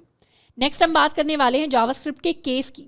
यानी हर जो लैंग्वेज होती है ना, हर प्रोग्रामिंग लैंग्वेज, उसके अंदर एक स्पेसिफिक केस होता है जो उस प्रोग्रामिंग लैंग्वेज में यूज होता है। केस होता है आइडेंटिफायर्स को लिखने का तरीका। तो हमारे सबसे जो फेमस केसेस हैं उसमें हमारा आता है एक, ये यहाँ पर होना चाहिए कैमल केस। इसको अगर मैं लिखकर दिखाऊं तो केम केस नहीं होगा, this will be camel case. उसके अलावा हमारे पास स्नेक केस होता है या पास्कल केस होता है। ये बेसिकली आइडेंटिफायर्स को लिखने के तरीके होते हैं। मतलब जब भी अगर मुझे किसी वेरिएबल के नाम को लिखना है, लेट्स सपोज मेरा कोई भी वेरिएबल है फुल नेम, अगर मैं किसी फुल नेम नाम के वेरिएबल को बनाना चाहती हूँ तो एक तो तरीका है कि मैं लिख सकती हूँ लेट फुल नेम, एक तरीका है कि मैं लिख दूँ लेट फुल नेम, और एक तरीका है कि मैं लिख दूं लेट फुल नेम। इनमें डिफरेंसेस क्या हुए? एक में मेरा जो वेरिएबल का फर्स्ट वर्ड का फर्स्ट लेटर है वो स्मॉल है और बाकी सारे वर्ड्स का जो फर्स्ट लेटर है वो कैपिटल होता है। इसको हम कहते हैं कैमल केस। कैमल केस यानी फर्स्ट वर्ड तो सारा स्मॉल में रहेगा, नेक्स्ट जितने भी वर्ड्स होंगे उनका फर्स्ट लेटर कैपिटल होता चला जाएगा। स्नेक केस होता है जिसमें सब कुछ स्मॉल में रहता है और डिफरेंट वर्ड्स के बीच में हम अंडरस्कोर को यूज करते हैं। और पास्कल केस होता है जिसमें सारे के सारे वर्ड्स शुरुआत करते हैं कैपिटल लेटर के साथ। अब ये सारे के सारे वेरिएबल्स आप जावास्क्रिप्ट के अंदर डिफाइन कर सकते हैं, बट बाय कन्वेंशन, मतलब कोई रूल नहीं है, कोई सिंटैक्स में आपका एरर नहीं आएगा, बट बाय कन्वेंशन एक अच्छे प्रोग्रामर की निशानी ये होगी कि जावास्क्रिप्ट के अंदर हम अपने कैमल केस को फॉलो करें। इसीलिए अगर मुझे फुल नेम लिखना होगा तो ऐसे और ऐसे लिखने की बजाय हम फुल नेम नाम के वेरिएबल को इस तरीके से डिफाइन करेंगे। अगर लेट्स सपोज मुझे टोटल प्राइस नाम का वेरिएबल बनाना है तो हम उसको लिखेंगे लेट TOTAL और कैपिटल P। तो फर्स्ट वाला लेटर स्मॉल होना चाहिए, बाकी सारे वर्ड्स का फर्स्ट लेटर कैपिटल होना चाहिए। तो ये मेरा एक नया वेरिएबल बन जाएगा। तो इस तरीके से हम जब भी जावास्क्रिप्ट के अंदर कन्वेंशन की बात करते हैं तो हम कैमल केस को यूज़ करेंगे। पाइथन की बात करें, अगर पाइथन के अंदर हमारा स्नेक केस यूज़ होता है, पाइथन के अंदर कैमल केस यूज़ नहीं होता। पाइथन एक अलग प्रोग्रामिंग लैंग्वेज है। जावा और C++ की बात करें तो उसके अंदर भी हम अपने कैमल केस को यूज़ करते हैं। तो इस तरीके से हर एक लैंग्वेज का अलग केस होता है जिसको हम बाय कन्वेंशन यूज़ करते हैं। तो जावास्क्रिप्ट के अंदर हमारे लिए वो हमारा कैमल केस होने वाला है। तो जैसे अगर हम कोई वेरिएबल्स बनाते हैं, लेट्स सपोज हमने एक वेरिएबल बनाया फर्स्ट नेम, तो हम उसको कुछ इस तरीके से लिख रहे होंगे। हमने कोई वेरिएबल बनाया लास्ट नेम, तो हमको उसको कुछ इस तरीके से लिख रहे होंगे। फर्स्ट जो वर्ड है उसका फर्स्ट लेटर स्मॉल रहेगा एंड या सारे के सारे लेटर स्मॉल रहेंगे एंड बाकी सारे वर्ड्स में हम अपने फर्स्ट लेटर को हमेशा कैपिटल रख रहे होंगे। नेक्स्ट प्रिमिटिव टाइप जावास्क्रिप्ट के अंदर जिसको हम पढ़ने वाले हैं ये है मेरा बूलियन टाइप। तो बूलियन रिप्रेजेंट करता है किसी भी ट्रूथ वैल्यू को। यानी अगर मुझे अपने कोड के अंदर ट्रू या फॉल्स दिखाना है या फिर येस या नो दिखाना है तो उस केस में हम बूलियन टाइप की वैल्यू को डिक्लेयर करते हैं। जैसे लेट्स सपोज मैंने कोई भी वेरिएबल बनाया, एक हमने वेरिएबल बनाया है एज, और एज के अंदर हमने स्टोर करवाया है लेट्स से 13। तो अभी एज की वैल्यू क्या है 13। अब हमें पता है कोई भी व्यक्ति एडल्ट कब होता है, एडल्ट कोई भी पर्सन तब होता है जब उनकी एज 18 प्लस हो जाती है। तो अभी जो एज है वो 13 है, तो क्या ये पर्सन एडल्ट है? नहीं, ये पर्सन एडल्ट नहीं है। तो इस इंफॉर्मेशन को स्टोर करने के लिए हम एक दूसरा वेरिएबल बना सकते हैं, is adult. Is adult variable क्या करता है? इंफॉर्मेशन स्टोर करता है कि मेरा जो भी व्यक्ति है, जो भी पर्सन की हम इंफॉर्मेशन एज स्टोर कर रहे हैं, क्या वो व्यक्ति एडल्ट है। तो इज एडल्ट के अंदर अगर हमने फॉल्स स्टोर करवा दिया तो इसका मतलब है मेरा जो पर्सन है इज एडल्ट फॉल्स, मतलब वो व्यक्ति एडल्ट नहीं है। और यहीं पर अगर हम एज को अपडेट करके 25 कर दें तो उस केस में हम अपने इज एडल्ट वेरिएबल को अपडेट करके कर सकते हैं ट्रू। हम चाहें तो इज एडल्ट की वैल्यू को भी प्रिंट करवा सकते हैं, तो इसको प्रिंट करवाए तो मेरे पास प्रिंट हो गया ट्रू। एंड यहीं पर हम चाहें तो इज एडल्ट को दोबारा से अपडेट करके कर सकते हैं टू वैल्यू फॉल्स। तो इज एडल्ट को दोबारा से हम प्रिंट करवाएं तो इस बार वैल्यू मेरे पास प्रिंट होकर आएगी फॉल्स। तो जो भी मेरे बूलियन वेरिएबल्स होते हैं उनको बस हम दो ही वैल्यूज दे सकते हैं, या तो ट्रू या फिर फॉल्स। जैसे अगर यहां पर मैं type of is adult print करवाऊं, टाइप ऑफ इज एडल्ट, तो वो वैल्यू हो जाएगी मेरे पास बूलियन के इक्वल, क्योंकि मेरा जो इज एडल्ट वेरिएबल है, क्योंकि उसके अंदर हमने ट्रू या फॉल्स वैल्यू को स्टोर करवाया है, तो ये मेरा एक बूलियन टाइप का वेरिएबल है। अब क्योंकि हमें पता है कि जावास्क्रिप्ट एक केस सेंसिटिव लैंग्वेज है, तो इसमें अगर हम कोई वेरिएबल बनाएंगे, लेट्स सपोज हमने इज एडल्ट बनाया और उसको हम कैपिटल टी से ट्रू लिखने की कोशिश करेंगे, तो उस केस में हमारे पास एरर आ जाएगा, क्योंकि ट्रू कोई वर्ड है ही नहीं जावास्क्रिप्ट के अंदर। या फिर अगर हम किसी और तरीके से, लेट्स सपोज इज एडल्ट के बाहर मैंने कोट्स लगा दिए और इसे स्ट्रिंग बनाने की कोशिश की, तो इज एडल्ट क्या हो जाएगा? इज एडल्ट एक स्ट्रिंग बन जाएगा। मतलब अभी अगर हम type of is adult print करवाएं तो ये क्या बन गया? ये एक स्ट्रिंग बन गया। इज एडल्ट के अंदर अगर कोट्स के साथ कोई चीज आ जाएगी तो वो स्ट्रिंग बन जाएगी। अभी ये बूलियन वैल्यू नहीं है। बूलियन वैल्यू सिर्फ तभी होगा जब हम स्मॉल टी के साथ ट्रू इस तरीके से वैल्यू के अंदर असाइन करेंगे, या फिर जब हम फॉल्स को असाइन कर रहे होंगे। और दोनों जो हैं, दोनों के दोनों सारे के सारे स्मॉल लेटर्स के साथ फॉर्म होते हैं, तो किसी भी चीज को हमें जबरदस्ती कैपिटल या जबरदस्ती स्ट्रिंग्स के अंदर कन्फाइन नहीं कर देना है। अब जावास्क्रिप्ट के साथ एक और बहुत स्पेशल चीज है। जावास्क्रिप्ट में किसी एक पर्टिकुलर वेरिएबल का हम जो टाइप है उसे चेंज कर सकते हैं। यानी अगर मैंने शुरुआत में किसी एक वेरिएबल को कोई वैल्यू असाइन की, तो अभी इसका टाइप क्या हो गया? इसका टाइप नंबर हो गया। बट हम चाहें तो प्रोग्राम में बाद में जाकर कभी इसकी वैल्यू को हम ट्रू असाइन करके इसके टाइप को चेंज कर सकते हैं। ये जो टाइप को चेंज करने वाली चीज़ होती है, ये बहुत सारी लैंग्वेजेस के अंदर अलाउड नहीं होती। जैसे अगर आप जावा जैसी लैंग्वेज के अंदर कोड कर रहे हैं, C++ में कोड कर रहे हैं, तो इन लैंग्वेजेस के अंदर अगर आपने किसी एक वेरिएबल का एक टाइप डिफाइन कर दिया तो उस टाइप को आप चेंज नहीं कर सकते। पर जावास्क्रिप्ट के अंदर टाइप को चेंज करना पॉसिबल है। जैसे यहाँ पर हमने एक वेरिएबल डिफाइन किया, let a is equal to 5। तो अभी अगर हम टाइप ऑफ a करें तो इसकी वैल्यू नंबर आ जाएगी, पर a की वैल्यू को बाद में कभी जाकर हम इसे ट्रू भी कर सकते हैं, हम इसे फॉल्स भी कर सकते हैं। और अब अगर मैंने टाइप ऑफ a किया तो इसकी वैल्यू बन गई है बूलियन। तो हम किसी भी वेरिएबल का टाइप चेंज कर सकते हैं जावास्क्रिप्ट के अंदर simply by changing it's value. अब अभी तक हमने जावास्क्रिप्ट के बारे में काफ़ी सारी चीज़ें पढ़ ली हैं, तो हमें ये भी बेसिक नॉलेज होनी चाहिए कि टाइपस्क्रिप्ट क्या होती है। मार्केट के अंदर जब भी आप जावास्क्रिप्ट की बात करते हैं तो कई आपको आर्टिकल्स ऐसे दिखेंगे, कई आपको ऑनलाइन वेबसाइट्स ऐसी दिखेंगी जहाँ पर टाइपस्क्रिप्ट का डिस्कशन हो रहा होगा। तो टाइपस्क्रिप्ट एग्जैक्टली क्या है? टाइपस्क्रिप्ट जावास्क्रिप्ट का ही एक सॉर्ट ऑफ नेक्स्ट वर्जन है जो यूज़ होता है कई सारी कंपनीज के अंदर। टाइपस्क्रिप्ट और जावास्क्रिप्ट में डिफरेंस होता है टाइप्ड का। यानी जावास्क्रिप्ट के अंदर जैसे हमने देखा कि आप एक वेरिएबल का टाइप चेंज करके उसे दूसरे वेरिएबल के डेटा टाइप के अंदर, प्रिमिटिव टाइप के अंदर कन्वर्ट कर सकते हैं। तो ये जो फिनोमेना है इसको हम डायनेमिक टाइप्ड कहते हैं। तो जावास्क्रिप्ट एक डायनेमिक टाइप्ड लैंग्वेज है। डायनेमिक कहने का मतलब है कि इसके अंदर जो वेरिएबल होता है उसका टाइप चेंज हो सकता है। डायनेमिक होने का मतलब है जो चीज़ चेंज हो सकती हो। तो हमारे जावास्क्रिप्ट के अंदर जो वेरिएबल्स हैं उनका डेटा टाइप चेंज हो सकता है। बट टाइपस्क्रिप्ट जावास्क्रिप्ट का ही एक स्ट्रिक्ट वर्जन है। स्ट्रिक्ट यानी इसके अंदर रूल्स और ज़्यादा स्ट्रिक्ट हो जाते हैं। तो टाइपस्क्रिप्ट के अंदर हमारी जो लैंग्वेज है टाइपस्क्रिप्ट वो स्टैटिक टाइप्ड है। यानी एक बार इसमें अगर आपने कोई वेरिएबल डिफाइन कर दिया एंड उस वेरिएबल के अंदर आपने कोई स्पेसिफिक टाइप की इंफॉर्मेशन स्टोर कर दी, तो बाद में जाकर उसके आप डेटा टाइप को चेंज नहीं कर सकते। अगर आपने लेट्स सपोज टाइपस्क्रिप्ट के अंदर कोई वेरिएबल बना लिया जिसके अंदर स्टोर करवा दिया 5 और कल को आप उसके अंदर जाकर a is equal to true store करवा रहे हैं, तो वो आपको एरर दे देगा। आप चाहें तो a इज इक्वल टू 10 दे सकते हैं, मतलब नंबर ही चेंज हो हो सकता है पर उसका टाइप चेंज नहीं हो सकता, बल्कि ये चेंज जो है ये जावास्क्रिप्ट के अंदर वैलिड होता है। तो स्टैटिक का मतलब होता है फिक्स्ड एंड डायनेमिक का मतलब होता है जो चीज़ चेंज कर सके। तो जो मेरी टाइप स्क्रिप्ट है वो स्टैटिक टाइप्ड होती है और जो मेरी जावास्क्रिप्ट है वो डायनेमिक टाइप्ड होती है।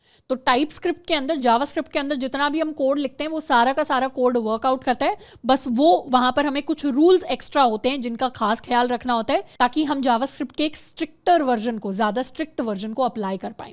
टाइप स्क्रिप्ट ये लैंग्वेज डिजाइन की है माइक्रोसॉफ्ट ने, यानी इंटरनली उन्होंने डिजाइन की है एंड अब इसको काफी सारी कंपनीज जो हैं जो यूज करती हैं। बट अगर आपको पहले से ही ऑलरेडी जावास्क्रिप्ट आती होगी तो आपका टाइप स्क्रिप्ट में भी बेस जो है स्ट्रांग हो सकता है। आप जावास्क्रिप्ट आप पूरी सीखकर चाहें तो अपने टाइम में जाकर थोड़ा सा टाइपस्क्रिप्ट को भी जाकर एक्स्ट्रा एक्सप्लोर कर सकते हैं। नेक्स्ट हम सॉल्व करने वाले हैं इस प्रैक्टिस क्वेश्चन को। हमें यहाँ पर दिया गया है find the errors in the following code, यानी सारे के सारे कोड्स जो हमें दिए गए हैं इनके अंदर हमें एरर्स को ढूंढना है। सबसे पहले हमें इस तरीके का कोड दिया है, तो यहाँ पे हमें दो वेरिएबल्स दिए हैं 1 एज एंड 2 एज। इसके अंदर एरर क्या है? एरर ये है कि हमारे जो वेरिएबल्स हैं यानी हमारे जो आइडेंटिफायर्स हैं वो किसी नंबर के साथ स्टार्ट नहीं हो सकते। तो नंबर्स के साथ स्टार्ट होने की वजह से एरर आ जाएगा। तो इसको लिखने का सही तरीका होगा let age 1 is equal to 5 and let age 2 is equal to 10। Second की तरफ अगर बढ़े, ये हमने कर लिया, सेकेंड की तरफ अगर बढ़े तो यहाँ पर मुझे फर्स्ट लाइन में दिया है let marks is equal to 75 and let is pass is equal to true. इसके अंदर एरर मेरा ये है कि ये जो ट्रू है ये बेसिकली एक वर्ड हमने लिख दिया है, इस वर्ड का कोई मीनिंग नहीं है जावास्क्रिप्ट के लिए। ये मेरा बूलियन नहीं है, बूलियन के लिए हमें स्मॉल टी के साथ ट्रू लिखना पड़ता है। तो इसको सही करने के लिए हम सिंपली ट्रू की जगह स्मॉल टी के साथ ट्रू लिख सकते हैं। तो ये हमने कर लिया। थर्ड के अंदर अगर हम बात करें let is pass is equal to true, यहाँ पर वैसे तो इस लाइन के अंदर कोई एरर नहीं है, ये लाइन वर्कआउट कर जाएगी। मतलब अगर मैं सिंपली जावास्क्रिप्ट के अंदर लिखूं let is pass is equal to, यहाँ पर हमने लिखा ट्रू, तो इस लाइन के अंदर कोई प्रॉब्लम नहीं है, वर्क कर जाएगी। बट अगर हमारा इज पास जो एक बूलियन वेरिएबल है उसके अंदर अगर हमने इस तरीके से वैल्यू असाइन करने की कोशिश की है तो हमने गलत किया है, क्योंकि यहाँ पर हमने कोट्स यूज किए हैं। जब भी कोट्स या फिर डबल कोट्स यूज होते हैं वो हमारा एक स्ट्रिंग डेटा टाइप बन जाता है, लेकिन इन कोट्स को अगर हम हटा दें तब जाकर हमारी सही जो बूलियन वैल्यू है उसको हम अप्लाई कर पाएंगे। अब नेक्स्ट और काफ़ी इंपॉर्टेंट डेटा टाइप जिसको हम डिस्कस करेंगे ये है मेरा स्ट्रिंग टाइप इन जावास्क्रिप्ट। अब स्ट्रिंग को अभी यहाँ पर हम थोड़ा सा बेसिक पढ़ने वाले हैं, वैसे स्ट्रिंग्स के बहुत सारे मेथड्स होते हैं जिनको हम नेक्स्ट चैप्टर्स के अंदर पढ़ेंगे। स्ट्रिंग क्या होते हैं? जब भी हमें अपने कोड के अंदर कोई टेक्स्ट या टेक्सचुअल इन्फॉर्मेशन शो करनी होती है। टेक्स्ट कहने का मतलब है अगर मुझे अपने कोड के अंदर कोई वर्ड डिस्प्ले कराना है या फिर कोई पैराग्राफ डिस्प्ले कराना है, तो इस तरीके की जो इन्फॉर्मेशन होती है, कोई सेंटेंस डिस्प्ले कराना है या फिर कोई भी सीक्वेंस ऑफ कैरेक्टर्स या सिंगल कैरेक्टर डिस्प्ले कराना है, उसको हम डिस्प्ले कराते हैं in the form of strings. तो अगर मुझे लेट्स सपोज कोई नाम डिस्प्ले कराना है, नाम के अंदर अगर मैंने लिखा टोनी स्टार्क, तो ये क्या हो जाएगा, ऑटोमेटिकली जावास्क्रिप्ट इसका जो टाइप है उसे स्ट्रिंग की तरह अज्यूम करेगा। स्ट्रिंग्स जो भी होती हैं उनको या तो हम डबल कोट्स के अंदर लिखते हैं, तो अगर मैंने डबल कोट्स बनाए और इसके अंदर कुछ भी मैंने अगर टाइप कर दिया तो वो सारी की सारी चीज़ एक स्ट्रिंग बन जाएगी, या फिर हम स्ट्रिंग्स को सिंगल कोट्स के अंदर लिखते हैं। दोनों ही इक्वली वैलिड हैं जावास्क्रिप्ट के अंदर। तो एक वेरिएबल बनाने के लिए स्ट्रिंग टाइप का मैंने लिखा लेट, तो लेट सपोज हमने लिखा कोई भी variable first name, first name के अंदर अगर मैंने डबल कोट्स में लिखा let's first name is equal to Tony, तो यहाँ क्या आ गया, मैं अपना फर्स्ट नेम जो वेरिएबल है उसको प्रिंट करवा सकती हूँ। तो फर्स्ट नेम की वैल्यू हो गई टोनी, और हम चाहें तो टाइप ऑफ भी प्रिंट करवा सकते हैं फॉर माई फर्स्ट नेम, तो ये हो गया मेरे पास स्ट्रिंग के इक्वल। उसी तरीके से हम एक और वेरिएबल बना सकते हैं। लेट्स सपोज हम इस वेरिएबल को बनाते हैं लास्ट नेम, तो लास्ट नेम के अंदर सिंगल कोट्स में अगर हम प्रिंट करवाना चाहें स्टार्क, तो सिंगल कोट्स के अंदर भी पॉसिबल है अपनी स्ट्रिंग को क्रिएट करना। अब अगर हम लास्ट नेम की वैल्यू को प्रिंट करवाएंगे तो ये हो जाएगी मेरे पास स्टार्क, एंड इसी तरीके से अगर हम टाइप ऑफ अपना लास्ट नेम प्रिंट करवाएं तो ये हो जाएगा मेरे पास स्ट्रिंग के इक्वल। तो सिंगल कोट्स भी वर्क करते हैं, मेरे डबल कोट्स भी वर्क करते हैं। इसके अलावा हम चाहें तो सिंगल कैरेक्टर को भी एज अ स्ट्रिंग हम लिख सकते हैं, यानी अगर हम चाहें तो यहाँ पर लिख सकते हैं let char is equal to single A, and इस तरीके से अगर मैं कैर की वैल्यू प्रिंट करवाऊं तो ये आ जाएगी एक सिंगल कैरेक्टर के इक्वल, एंड टाइप ऑफ कैर अगर हम लिखना चाहें तो वो हो जाएगा मेरे पास स्ट्रिंग के इक्वल। इसके साथ साथ हम नंबर्स को भी स्ट्रिंग की फॉर्म में रिप्रेजेंट कर सकते हैं। थोड़ा सा इसे छोटा कर लेते हैं, तो जैसे हम चाहें तो अपना एक वेरिएबल बना सकते हैं num, नम के अंदर अगर मैंने कोट्स के अंदर किसी भी नंबर को लिख दिया, लेट्स सपोज मैंने 1 2 3 को लिख दिया, तो ये 1 2 3 क्या बन जाएगा? 1 2 3 नंबर नहीं बनेगा, ये एक स्ट्रिंग बनेगा। तो मैंने एक नम वेरिएबल डिफाइन किया, उसके अंदर कोट्स में कोई नंबर लिख दिया। तो अब अगर मैं टाइप ऑफ नम चेक करने की कोशिश करूं तो टाइप ऑफ नम हो जाएगा मेरे पास स्ट्रिंग, क्योंकि नंबर कोट्स में लिखा गया है। और नम की वैल्यू को भी जब हम प्रिंट करवाएंगे तो वो मेरे कोट्स के साथ यहाँ पर आकर प्रिंट हो रही होगी। इसके अलावा हम किसी भी एम्प्टी स्ट्रिंग को भी डिफाइन कर सकते हैं एज अ वैलिड स्ट्रिंग। यानी अगर मैंने कोई भी एक वेरिएबल बनाया, let emp is equal to, let suppose यहाँ पर मैंने डबल कोट्स के अंदर एक एम्प्टी स्ट्रिंग डिफाइन की जिसके अंदर एक स्पेस है, तो ये भी मेरी एक वैलिड स्ट्रिंग है। हम टाइप ऑफ emp प्रिंट करवा सकते हैं, टाइप ऑफ emp, तो ये हो जाएगा स्ट्रिंग के इक्वल। वहीं पर हम चाहें तो emp के लिए सिर्फ डबल कोट्स भी लिख सकते हैं, तो ये भी एक वैलिड स्ट्रिंग होगी। अब हम चाहें तो टाइप ऑफ emp प्रिंट करवाएं तो वो भी मेरे पास एक स्ट्रिंग आ जाएगी। तो हम सिर्फ स्पेस के साथ भी एक खाली स्ट्रिंग को क्रिएट कर सकते हैं और बिना स्पेस के साथ भी एक खाली स्ट्रिंग को क्रिएट कर सकते हैं। अब बाय कन्वेंशन अपने कोड के अंदर या तो हर बार किसी भी स्ट्रिंग को लिखते टाइम आपको हमेशा डबल कोट्स को यूज करना है, या फिर हर बार आपको सिंगल कोट्स को यूज करना है। दोनों को आपको यूज करते हुए नहीं चलना। ये नहीं करना कि कभी मन किया तो डबल कोट्स हमने लिख दिया, कभी मन किया तो सिंगल कोट्स लिख दिया। ऑल्दो आप दोनों लिखेंगे, दोनों केसेस में आपका कोड वर्क कर जाएगा, बट हमारा एक फिक्स्ड फॉर्मेट होना चाहिए जिसमें हम अपने कोड को लिखें।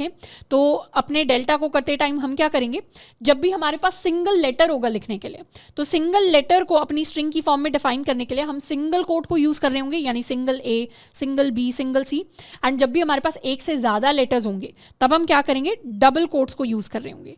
तो इस तरीके से हम डबल कोट्स को यूज करेंगे एक से ज्यादा लेटर्स का अगर हमारे पास सीक्वेंस है in the form of a string. अब हमारी स्ट्रिंग के अंदर कई सारे डिफरेंट टाइप्स ऑफ कैरेक्टर्स आ सकते हैं।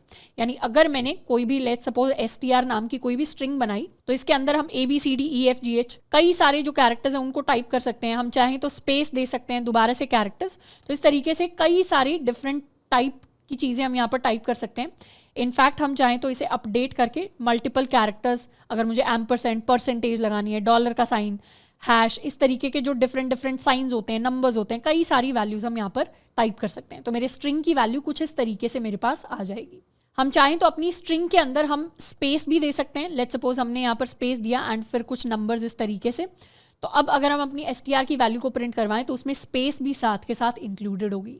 तो बाकी सारे वेरिएबल्स नहीं होते जिसमें स्पेस इंक्लूड होती है, बट मेरे स्ट्रिंग टाइप के वेरिएबल्स के अंदर हमेशा स्पेस इंक्लूडेड होती है। इसके साथ साथ स्ट्रिंग्स के अंदर हमारे पास कभी अगर ऐसा केस आता है जिसमें हमें कोट्स के अंदर कोट्स को प्रेजेंट करना होता है, यानी मेरी स्ट्रिंग के अंदर मुझे प्रिंट करवाना है दिस इज, और उसके बाद डबल कोट्स के अंदर मुझे प्रिंट करवाना है लेट्स सपोज एप्पल। तो इस तरीके की स्ट्रिंग को प्रिंट करवाने के लिए हम क्या कर सकते हैं, बाहर की तरफ सिंगल कोट्स यूज कर सकते हैं। तो जब हम मेन स्ट्रिंग के अंदर सिंगल कोट्स यूज करेंगे तो उसके अंदर वाले सारे डबल जो कोट्स हैं वो प्रिंट हो रहे होंगे। तो इसे क्लियर कर लेते हैं। तो लेट्स सपोज मुझे एक सेंटेंस बनाना है, सेंटेंस इज इक्वल टू, हमने प्रिंट करवाए दिस सिंगल कोट्स के अंदर दिस इज, और अब डबल कोट्स के अंदर हमने प्रिंट करवाया एप्पल और दोबारा से सिंगल कोट लगा दिया। तो अब अगर हम सेंटेंस की वैल्यू को प्रिंट करना चाहेंगे तो वो हो जाएगी दिस इज एप्पल, और एप्पल के लिए मेरे पास डबल कोट्स आ रहे हैं। उसी तरीके से इसका रिवर्स भी पॉसिबल है, यानी हम चाहें तो अंदर की तरफ सिंगल कोट्स एंड बाहर की तरफ डबल कोट्स लगा सकते हैं। अंदर की तरफ ये सिंगल कोट लगा दिया एंड बाहर की तरफ हमने डबल कोट लगा दिया। तो अब अगर हम सेंटेंस की वैल्यू को प्रिंट करवाएंगे तो अंदर की तरफ मेरे पास सिंगल कोट्स आ जाएंगे, लेकिन हम सिंगल कोट के अंदर सिंगल कोट या डबल कोट के अंदर डबल कोट नहीं लगा सकते। मतलब अगर हम चाहें कि यहाँ पर भी मेरे पास सिंगल कोट आ जाए एंड यहाँ पर भी सिंगल कोट आ जाए, तो उस केस में अगर एंटर करेंगे तो एरर आ जाएगा। क्यों? क्योंकि इसने इंटरप्रेट किया कि इस सिंगल कोट से लेकर इस सिंगल कोट सिर्फ इतनी स्ट्रिंग है और यहाँ से अब कुछ और ही स्टार्ट हो गया है, तो वो एक एरर की तरह लिया जाता है। वही सेम चीज़ डबल कोट के साथ है। अगर हम डबल कोट्स के अंदर अपने डबल कोट्स को यूज़ करेंगे तो उस केस में भी मेरे पास एरर आ जाएगा, क्योंकि स्ट्रिंग कितनी है, स्ट्रिंग सिर्फ इतनी फॉर्म हो रही है, उसके बाद वाले एरिया को जावास्क्रिप्ट रिकॉग्नाइज नहीं कर रहा। तो इसीलिए जब भी कोट्स हमें प्रिंट करवाने होते हैं तो सिंगल कोट्स के अंदर डबल कोट्स आ सकते हैं, डबल कोट्स के अंदर सिंगल कोट्स आ सकते हैं। आपको सेम टाइप के कोट्स के अंदर सेम टाइप के कोट्स हम नहीं लिख पाएंगे, वो हमें एरर दे देगा। नेक्स्ट हम जावास्क्रिप्ट के अंदर बहुत ही इंटरेस्टिंग कॉन्सेप्ट को सीखने वाले हैं, जो होते हैं स्ट्रिंग इंडेक्स, या प्लूरल अगर बोलें तो स्ट्रिंग इंडाइसेस।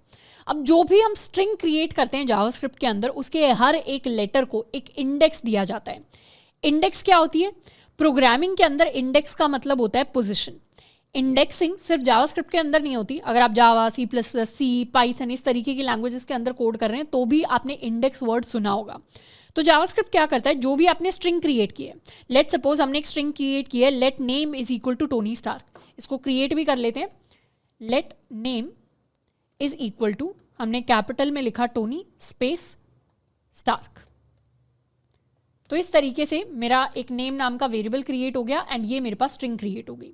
तो इंटरनली जावास्क्रिप्ट में हर एक कैरेक्टर को एक पोजीशन मिल जाती है। इंडेक्स का मतलब होता है पोजीशन।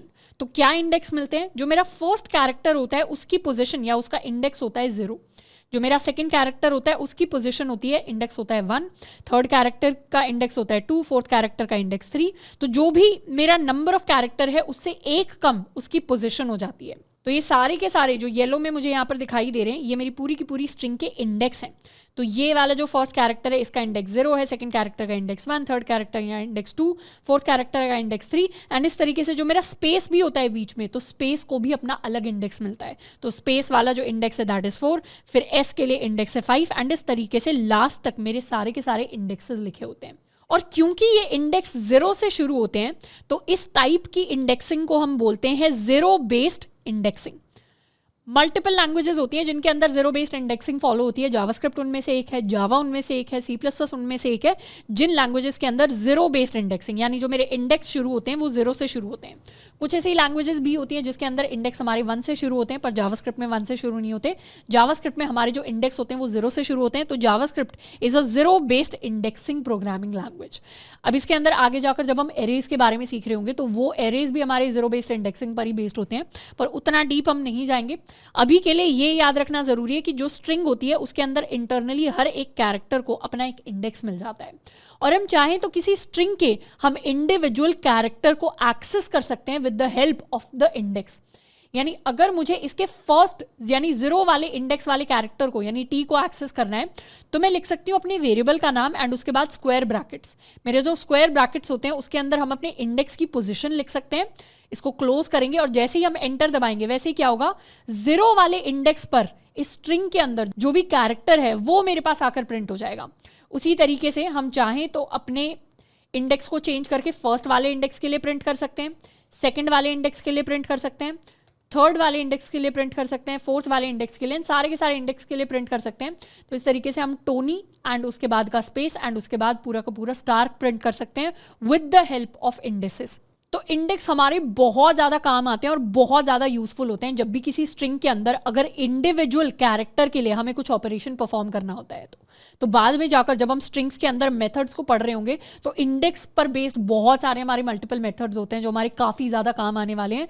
कई सारे डिफरेंट सवालों को सॉल्व करने के लिए ये हमारे काम आते हैं। अब एक और इंटरेस्टिंग चीज़ होती है इंडेक्स के अंदर कि जैसे ही हम अपने वेरिएबल का नाम लिखकर कोई बड़ा सा इंडेक्स अगर मैं लिख दूं, लेट्स सपोज मैं 1000 नंबर वाला इंडेक्स एक्सेस करने की कोशिश कर रही हूं, तो क्योंकि ये जो स्ट्रिंग है इसकी तो एक लिमिटेड लेंथ है, मतलब कोई एक पर्टिकुलर सेट ऑफ कैरेक्टर्स होंगे जो प्रिंट हो पाएंगे और 1000 वाले इंडेक्स पर कोई भी कैरेक्टर अवेलेबल नहीं है, तो उस केस में कुछ भी प्रिंट नहीं होगा। उस केस में मेरे पास जो वैल्यू आएगी वो अनडिफाइंड आएगी, मतलब जो चीज़ आप ढूंढने की कोशिश कर रहे हैं वो जावास्क्रिप्ट हमें नहीं दे सकता क्योंकि इस वाले इंडेक्स पर कोई भी कैरेक्टर नहीं है, ये स्ट्रिंग बहुत छोटी है। इसके अलावा अगर हमने कोई स्ट्रिंग क्रिएट की है जावास्क्रिप्ट के अंदर तो डायरेक्टली हम उसकी लेंथ भी प्रिंट करवा सकते हैं। जैसे ये जो मेरा नेम वेरिएबल है इसकी अगर हम लेंथ की बात करें तो इस वेरिएबल की लेंथ को प्रिंट करवाने के लिए हम सिंपली लिख सकते हैं अपने वेरिएबल का नाम डॉट लेंथ।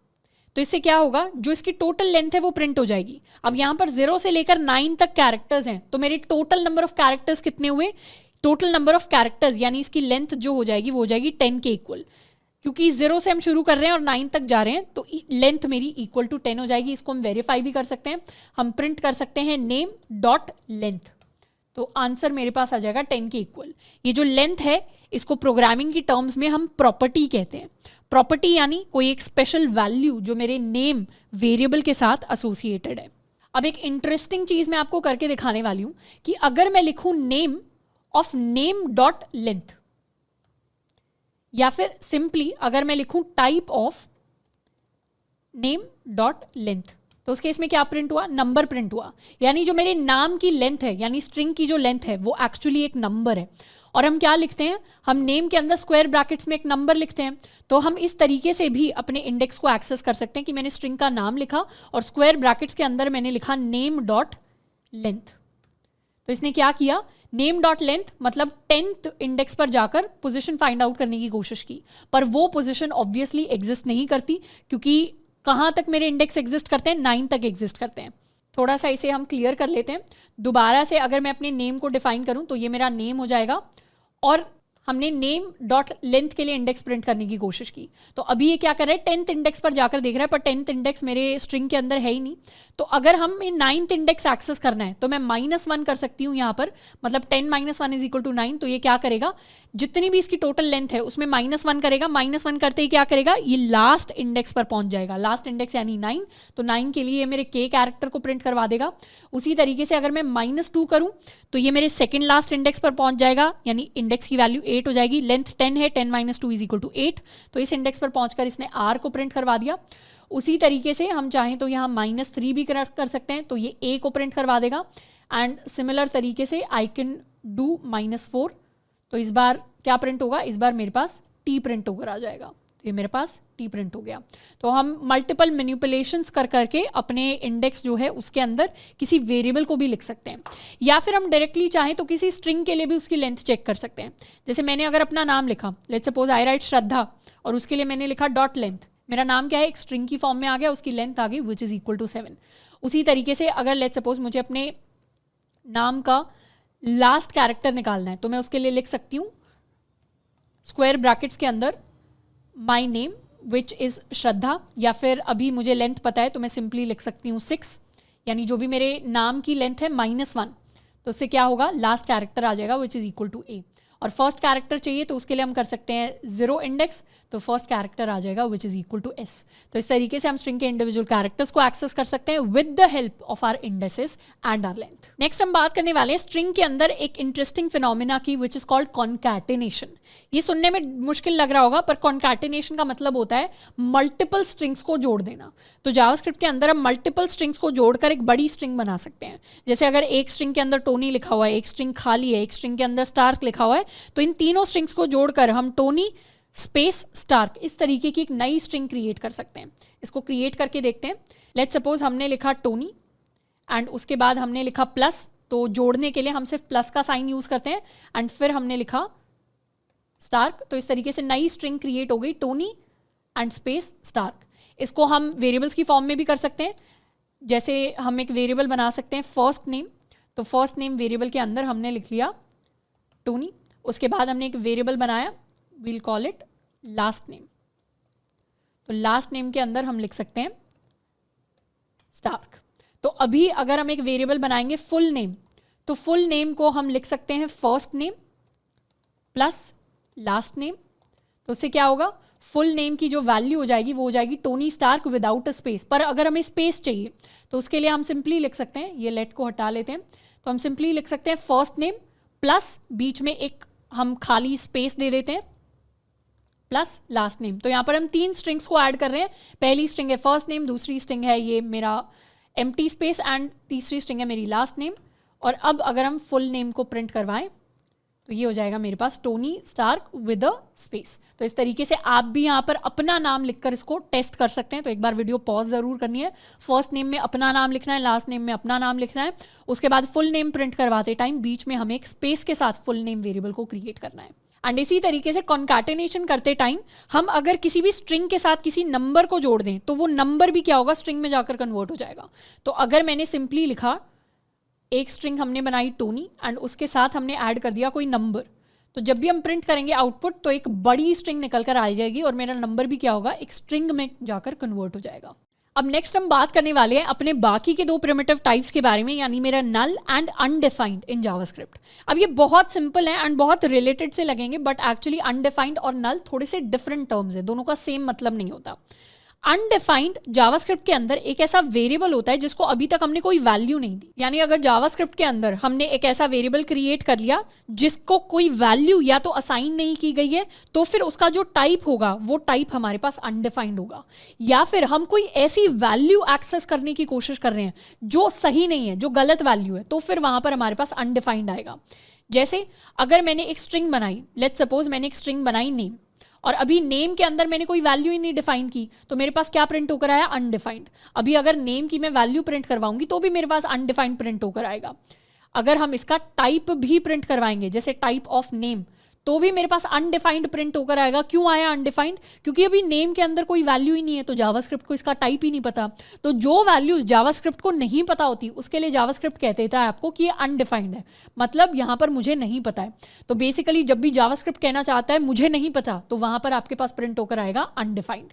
ऐसे ही अगर मान लेते हैं नेम को मैंने value they the, let's suppose इसे मैंने वैल्यू दी अपना कॉलेज, और अपना कॉलेज के लिए अब मैं अगर किसी इंडेक्स को एक्सेस कर रही हूँ, लेट्स सपोज मैं 1000 वाले इंडेक्स को एक्सेस कर रही हूँ जो ऑब्वियसली बहुत बड़ा है, तो उसके लिए जावास्क्रिप्ट ने क्या बोला? जावास्क्रिप्ट में बोला 1000 वाले इंडेक्स पर क्या स्टोर्ड है मुझे नहीं पता, क्योंकि जावास्क्रिप्ट को तो बस इतनी स्ट्रिंग दिखाई दे रही है। तो उस केस में जावास्क्रिप्ट प्रिंट करवा देगी अनडिफाइंड। तो अनडिफाइंड जावास्क्रिप्ट के अंदर बाय डिफॉल्ट किसी ऐसे केस में आता है जब जावास्क्रिप्ट से हम वो वैल्यू मांगने की कोशिश कर रहे हैं जिसके बारे में उसको नहीं पता। वैसे ही हमारे पास नल होता है, पर नल क्या होता है? नल को हम इंटेंशनली एक वैल्यू की तरह सेट करते हैं। नल किसी भी ऑब्जेक्ट के लिए, ऑब्जेक्ट क्या होते हैं उसके बारे में हम बाद में पढ़ेंगे, अभी के लिए हम मान लेते हैं कि किसी भी वेरिएबल के लिए अगर हमें रिप्रेजेंट करना है एब्सेंस ऑफ सम वैल्यू, यानी इसके अंदर कोई वैल्यू नहीं है, ये हमें बताना है जावास्क्रिप्ट को, तो उसके लिए इंटेंशनली हम किसी भी वेरिएबल की वैल्यू को सेट कर सकते हैं टू नल वैल्यू। तो अगर मैंने लिख दिया let A is equal to null, इसका मतलब है ए की जो वैल्यू है वो अनडिफाइंड नहीं है, वो वैल्यू नल है। नल मतलब एब्सेंस ऑफ सम वैल्यू, कि अभी इसके अंदर कोई वैल्यू नहीं है। तो मैंने लिख दिया अगर let A is equal to null, तो इसका मतलब है ए की जब वैल्यू प्रिंट होगी तो उसके अंदर नल प्रिंट होगा, अनडिफाइंड प्रिंट नहीं होगा। तो नल जो है इसको हम इंटेंशनली ऐड करते हैं, अलग से जाकर असाइन करते हैं किसी भी वेरिएबल के लिए। तो नल कहां पर यूज होता है? प्रैक्टिकल केसेस में मान लेते हैं कि शुरुआत में अगर लेट्स सपोज, इसे क्लियर कर लेते हैं, लेट्स सपोज हमने कोई प्रोग्राम बनाया जिसमें शुरुआत में ईयर जो है, हमें ईयर को इनिशियलाइज करना है, पर अभी हमें नहीं पता कि ईयर क्या होने वाला है। तो ईयर की शुरुआत में वैल्यू होने वाली है नल के इक्वल, तो बाद में जाकर हम ईयर को री इनिशियलाइज कर सकते हैं टू लेट्स सपोज ईयर 2000, तो बाद में जाके जो मेरे ईयर की वैल्यू हो जाएगी वो 2000 पे अपडेट हो जाएगी। तो जब भी हम कोई नया प्रोग्राम शुरू करते हैं जिसमें शुरुआत में इनिशियलाइज करना है किसी भी वेरिएबल को, बट उसकी वैल्यू हमें नहीं पता, अभी उसके अंदर हम कोई वैल्यू नहीं डालना चाहते, तो जिस वेरिएबल के अंदर हम कोई वैल्यू नहीं डालना चाहते अभी, उसको हम शुरुआत से इनिशियलाइज कर सकते हैं विद आवर नल वैल्यू। अब नल वैल्यू के लिए हमें अलग से, यानी एक्सप्लिसिटली मतलब अलग से जाकर उसे असाइन करना पड़ता है, मतलब हमें इज इक्वल टू नल लिखना पड़ता है। अनडिफाइंड के लिए कभी हम इज इक्वल टू अनडिफाइंड नहीं लिखते। मतलब अगर मैं किसी प्रोग्राम के अंदर लिखूं let A is equal to undefined, तो उसके अंदर ए की वैल्यू अनडिफाइंड, इस तरीके से हम कभी भी नहीं लिख रहे होंगे अपने कोड के अंदर। ये गंदी प्रैक्टिस है एक तरीके से बोला जाए तो। हम सिंपली अगर ए भी लिखेंगे तो भी चलेगा, पर अगर मुझे नल लिखना है तो उस केस में हम यहाँ पर हमेशा नल लिख रहे होंगे। तो नल लिखने के लिए हम इनिशियलाइज करते हैं, और अनडिफाइंड से इनिशियलाइज करने के लिए हमें कोई एक्स्ट्रा चीज़ नहीं लिखनी पड़ती, अलग से जाकर अनडिफाइंड नहीं लिखना पड़ता। तो जब भी हमें जावास्क्रिप्ट के अंदर अनडिफाइंड और नल देखें, दोनों से कंफ्यूज नहीं होना। अनडिफाइंड यानी जावास्क्रिप्ट कहने की कोशिश कर रहा है मुझे नहीं पता, और नल क्या है? नल का मतलब किसी वेरिएबल के लिए हमने यहाँ पर दिखाया कि इस वेरिएबल को अभी हमने इनिशियलाइज नहीं किया है किसी वैल्यू के साथ, तो वो एक एब्सेंस ऑफ वैल्यू है। और जावास्क्रिप्ट के अंदर नल जो होता है हमारा एक कीवर्ड की तरह होता है। जैसे अभी तक हमने पढ़ा है कि ट्रू एक कीवर्ड होता है, फॉल्स एक कीवर्ड होता है, वैसे ही जावास्क्रिप्ट के अंदर नल भी एक कीवर्ड होता है। मतलब अगर मैं चाहूँ कि मैं एक वेरिएबल डिफाइन कर दूँ let null is equal to 4, तो उस केस में हमारे पास एरर आ जाएगा, क्योंकि नल जो है एक कीवर्ड है जिसको हम किसी भी आइडेंटिफायर या वेरिएबल के नाम की तरह यूज नहीं कर सकते। अब नेक्स्ट हम सॉल्व करने वाले हैं अपना प्रैक्टिस क्वेश्चन, जिसके अंदर मल्टीपल पार्ट्स हैं। सबसे पहले पार्ट को डिस्कस करते हैं। Declare your name as a string and print its length in JavaScript. तो यहाँ पर मैं अपने नाम को एज अ स्ट्रिंग डिक्लेयर करने वाली हूँ, आपको अपने नाम को एज अ स्ट्रिंग डिक्लेयर करना है और उसकी हमें लेंथ प्रिंट करनी है। तो हम फुल नेम को यूज़ करने वाले हैं, यानी अपना first name plus last name. तो हम एक वेरिएबल बना सकते हैं let name is equal to, इसके अंदर हम अपना कंप्लीट नेम टाइप कर सकते हैं विद अ स्पेस, एंड इस वेरिएबल को हमने बना दिया। अब जो मेरा स्ट्रिंग वेरिएबल है इसका टाइप भी हम चेक कर सकते हैं, टाइप ऑफ माई नेम, तो ये हो गया मेरे पास स्ट्रिंग। ये जो मेरा स्ट्रिंग नेम है इसकी लेंथ को प्रिंट करवाने के लिए हमें सिंपली टाइप करना पड़ेगा नेम डॉट लेंथ। तो नेम डॉट लेंथ ने मुझे लेंथ दे दी है विच इज इक्वल टू 14। तो ये हमारा फर्स्ट पार्ट यहाँ पे डन हो गया। सेकंड पार्ट की बात करते हैं, declare your first name as a string and print its first character. तो हमारा जो फर्स्ट नेम है उसको हमें एज अ स्ट्रिंग क्रिएट करना है। सबसे पहले तो हम एक वेरिएबल बना लेंगे, let first name is equal to, तो फर्स्ट नेम हो गया श्रद्धा, एंड ये हमने अपना फर्स्ट नेम बना लिया। अब फर्स्ट नेम के फर्स्ट कैरेक्टर को प्रिंट करना है, तो उसके लिए हम लिख सकते हैं फर्स्ट नेम और ब्रैकेट में इंडेक्स लिख सकते हैं 0। तो इंडेक्स 0 का मतलब फर्स्ट कैरेक्टर होता है, तो मेरा फर्स्ट कैरेक्टर प्रिंट हो गया which is equal to S। तो ये सेकंड पार्ट को कंप्लीट कर लिया। अब declare your first name as a string and print its last character, यानी ये जो हमने फर्स्ट नेम नाम की स्ट्रिंग बनाई थी इसके लास्ट कैरेक्टर को मुझे प्रिंट करना है। अब लास्ट कैरेक्टर को प्रिंट करने के लिए हमारा या तो हम क्या कर सकते हैं, हम सिंपली सबसे पहले तो फर्स्ट नेम की लेंथ कैलकुलेट कर सकते हैं। तो फर्स्ट नेम डॉट लेंथ हमारे पास हो जाएगा 7, और अब हम सिंपली लिख सकते हैं फर्स्ट नेम लेंथ -1 यानी 6, जो कि हो गया A। तो मेरे फर्स्ट नाम का लास्ट कैरेक्टर है मेरे पास 6। इसको लिखने का एक और तरीका होता है कि हम सिंपली लिख दें फर्स्ट नेम और यहाँ पर फर्स्ट नेम डॉट लेंथ -1, यानी जो चीज़ हमने दिमाग में की कि फर्स्ट नेम की लेंथ निकाल के उसमें से -1 कर देंगे क्योंकि वही हमारा लास्ट इंडेक्स होगा, उसी कैलकुलेशन उसी लॉजिक को मैंने यहाँ पर लिख दिया है। तो ब्रैकेट के अंदर ही फर्स्ट नेम डॉट लेंथ -1, और इससे भी मेरे पास सेम आंसर आ जाएगा। ये मेरा पार्ट कंप्लीट हो गया। नेक्स्ट हमें निकालना है what is the output of the following code. तो इस कोड के अंदर हम एक स्ट्रिंग ले रहे हैं अपना कॉलेज, और उसके अंदर एक नंबर 1 2 3 को ऐड कर रहे हैं। तो जब हम स्ट्रिंग और नंबर को ऐड करते हैं तो हमारे पास फाइनल आंसर में एक स्ट्रिंग आएगी, एंड स्ट्रिंग के अंदर ये चीज़ अपेंड हो जाएगी। अपेंड यानी इसके पीछे जाकर जुड़ जाएगी। तो आंसर में मेरे पास आने वाली है एक और स्ट्रिंग जिसके अंदर लिखा होगा अपना कॉलेज एंड 1 2 3। तो फाइनल आंसर मेरे पास ये वाली स्ट्रिंग होगी। इसको हम वेरीफाई भी कर सकते हैं, इसे क्लियर कर लेते हैं। वेरीफाई करने के लिए हम सिंपली लिख सकते हैं अपना कॉलेज प्लस 1 2 3। तो ये मेरे पास फाइनल स्ट्रिंग कुछ इस तरीके से आ जाएगी। तो ये हमने कंप्लीट कर लिया। छोटे छोटे पार्ट्स हैं। लास्ट में what are the lengths of an empty string and a string with a single space. तो जो मेरी एम्प्टी स्ट्रिंग होती है वो तो कंप्लीटली खाली होती है, उसकी तो लेंथ होती है 0 के इक्वल, और जिस स्ट्रिंग के अंदर हमने यहाँ पर एक स्पेस दे दिया, ये अंडरस्कोर नहीं है, ये मैं स्पेस को दिखाने की कोशिश कर रही हूँ, इसके अंदर ये जो मेरी स्पेस है, स्पेस को भी एज अ कैरेक्टर काउंट किया जाता है। हमने पहले बात की थी कि टोनी स्टार्क वाली जो स्ट्रिंग थी उसके अंदर स्पेस को एज अ कैरेक्टर काउंट किया गया था। तो स्पेस को कैरेक्टर की तरह काउंट करते हैं, तो उसके लिए लेंथ हो जाएगी मेरे पास 1 के इक्वल। तो इसको भी देख लेते हैं। एक हम सबसे पहले वेरिएबल बना लेते हैं, इसको कहेंगे एम्प्टी। एम्प्टी के अंदर हमने कोई स्पेस नहीं दी, तो एम्प्टी डॉट लेंथ जब हम प्रिंट करवा देंगे तो वो आ जाएगी 0 के इक्वल। और जब मैं एक और वेरिएबल बनाऊंगी स्पेस, तो स्पेस के अंदर हम एक सिंगल स्पेस देने वाले हैं, और जब हम करेंगे स्पेस डॉट लेंथ तो इसके लिए हमारे पास प्रिंट होकर आएगा 1। तो स्पेस की लेंथ 1 होती है, स्पेस की लेंथ काउंट होती है, जबकि एम्प्टी स्ट्रिंग जहाँ पर कुछ है ही नहीं कैरेक्टर, उसकी लेंथ काउंट नहीं होती, तो वो लेंथ हमारे पास आती है 0 के इक्वल। तो इस तरीके से हमने जावास्क्रिप्ट की शुरुआत कर दी है। हमने डेटा टाइप्स के बारे में सीखा है, हमने वेरिएबल्स के बारे में सीखा है, हमने काफ़ी सारे नए कॉन्सेप्ट सीखे हैं, कमेंट्स कैसे लिखते हैं, एंड मल्टीपल डिफरेंट चीज़ें कि जावास्क्रिप्ट के अंदर कौन से केस काम करते हैं, या टाइपस्क्रिप्ट जैसी चीज़ भी एग्जिस्ट करती है। तो ये जो सारे कॉन्सेप्ट्स हैं इनके ऊपर हम और ज़्यादा एडवांस चीज़ें एंड और ज़्यादा बिल्डअप करके सीखने वाले हैं अपने कुछ नेक्स्ट पार्ट्स के अंदर। तो जावास्क्रिप्ट में हम काफ़ी सारे प्रोग्रामिंग कॉन्सेप्ट्स को सीख रहे होंगे। ये प्रोग्रामिंग कॉन्सेप्ट सिर्फ हमें अभी हेल्प नहीं करेंगे, या सिर्फ वेब डेवलपमेंट के अंदर हेल्प नहीं करेंगे, कल को जाकर अगर आप कोई और टेक्नोलॉजी, कोई और नई प्रोग्रामिंग लैंग्वेज सीखते हैं तो उसको सीखने में भी हेल्प करेंगे। तो ये कॉन्सेप्ट्स काफ़ी इंपॉर्टेंट है, इनको हमें स्किप नहीं करना है, और ये हमारे long term as a software engineer या एज अ सॉफ्टवेयर डेवलपर या एज अ वेब डेवलपर जो हमारी पूरी जर्नी होने वाली है उसके अंदर हमारे बहुत ज़्यादा काम आने वाले हैं। हाय एवरीवन, और अब हम शुरुआत करने वाले हैं जावास्क्रिप्ट के साथ। तो अभी तक हमने पढ़ा था कि जब भी हम किसी वेबसाइट के फ्रंट एंड को देखते हैं तो उसमें 3 मेजर कंपोनेंट्स होते हैं। पहला होता है हमारा HTML, जिसके थ्रू हमारे वेब पेज का पूरा स्ट्रक्चर बनता है। दूसरा होता है CSS, जो हमारी वेबसाइट के ऊपर स्टाइलिंग अप्लाई करने के लिए यूज होती है। और अब हम पढ़ने वाले हैं अपना तीसरा मेजर और इनफैक्ट सबसे लंबा, सबसे बड़ा कंपोनेंट जो होता है जावास्क्रिप्ट। जावास्क्रिप्ट की मदद से हम अपनी वेबसाइट्स और वेब पेजेस के ऊपर फंक्शनैलिटीज ऐड करते हैं। फंक्शनैलिटी कहने का क्या मतलब है, जैसे अगर हम Amazon की वेबसाइट पर जाएं, इस वेबसाइट पर अगर हम टाइप करके लेट्स से कुछ सर्च कर रहे हैं, तो ये जो सर्च के लिए ऑप्शंस आ रहे हैं, डिफरेंट चीज़ें आ रही हैं, ये जो सर्च बटन काम कर पाए पाएगा। ये सारी की सारी चीज़ें पॉसिबल हो पा रही हैं जावास्क्रिप्ट की मदद से।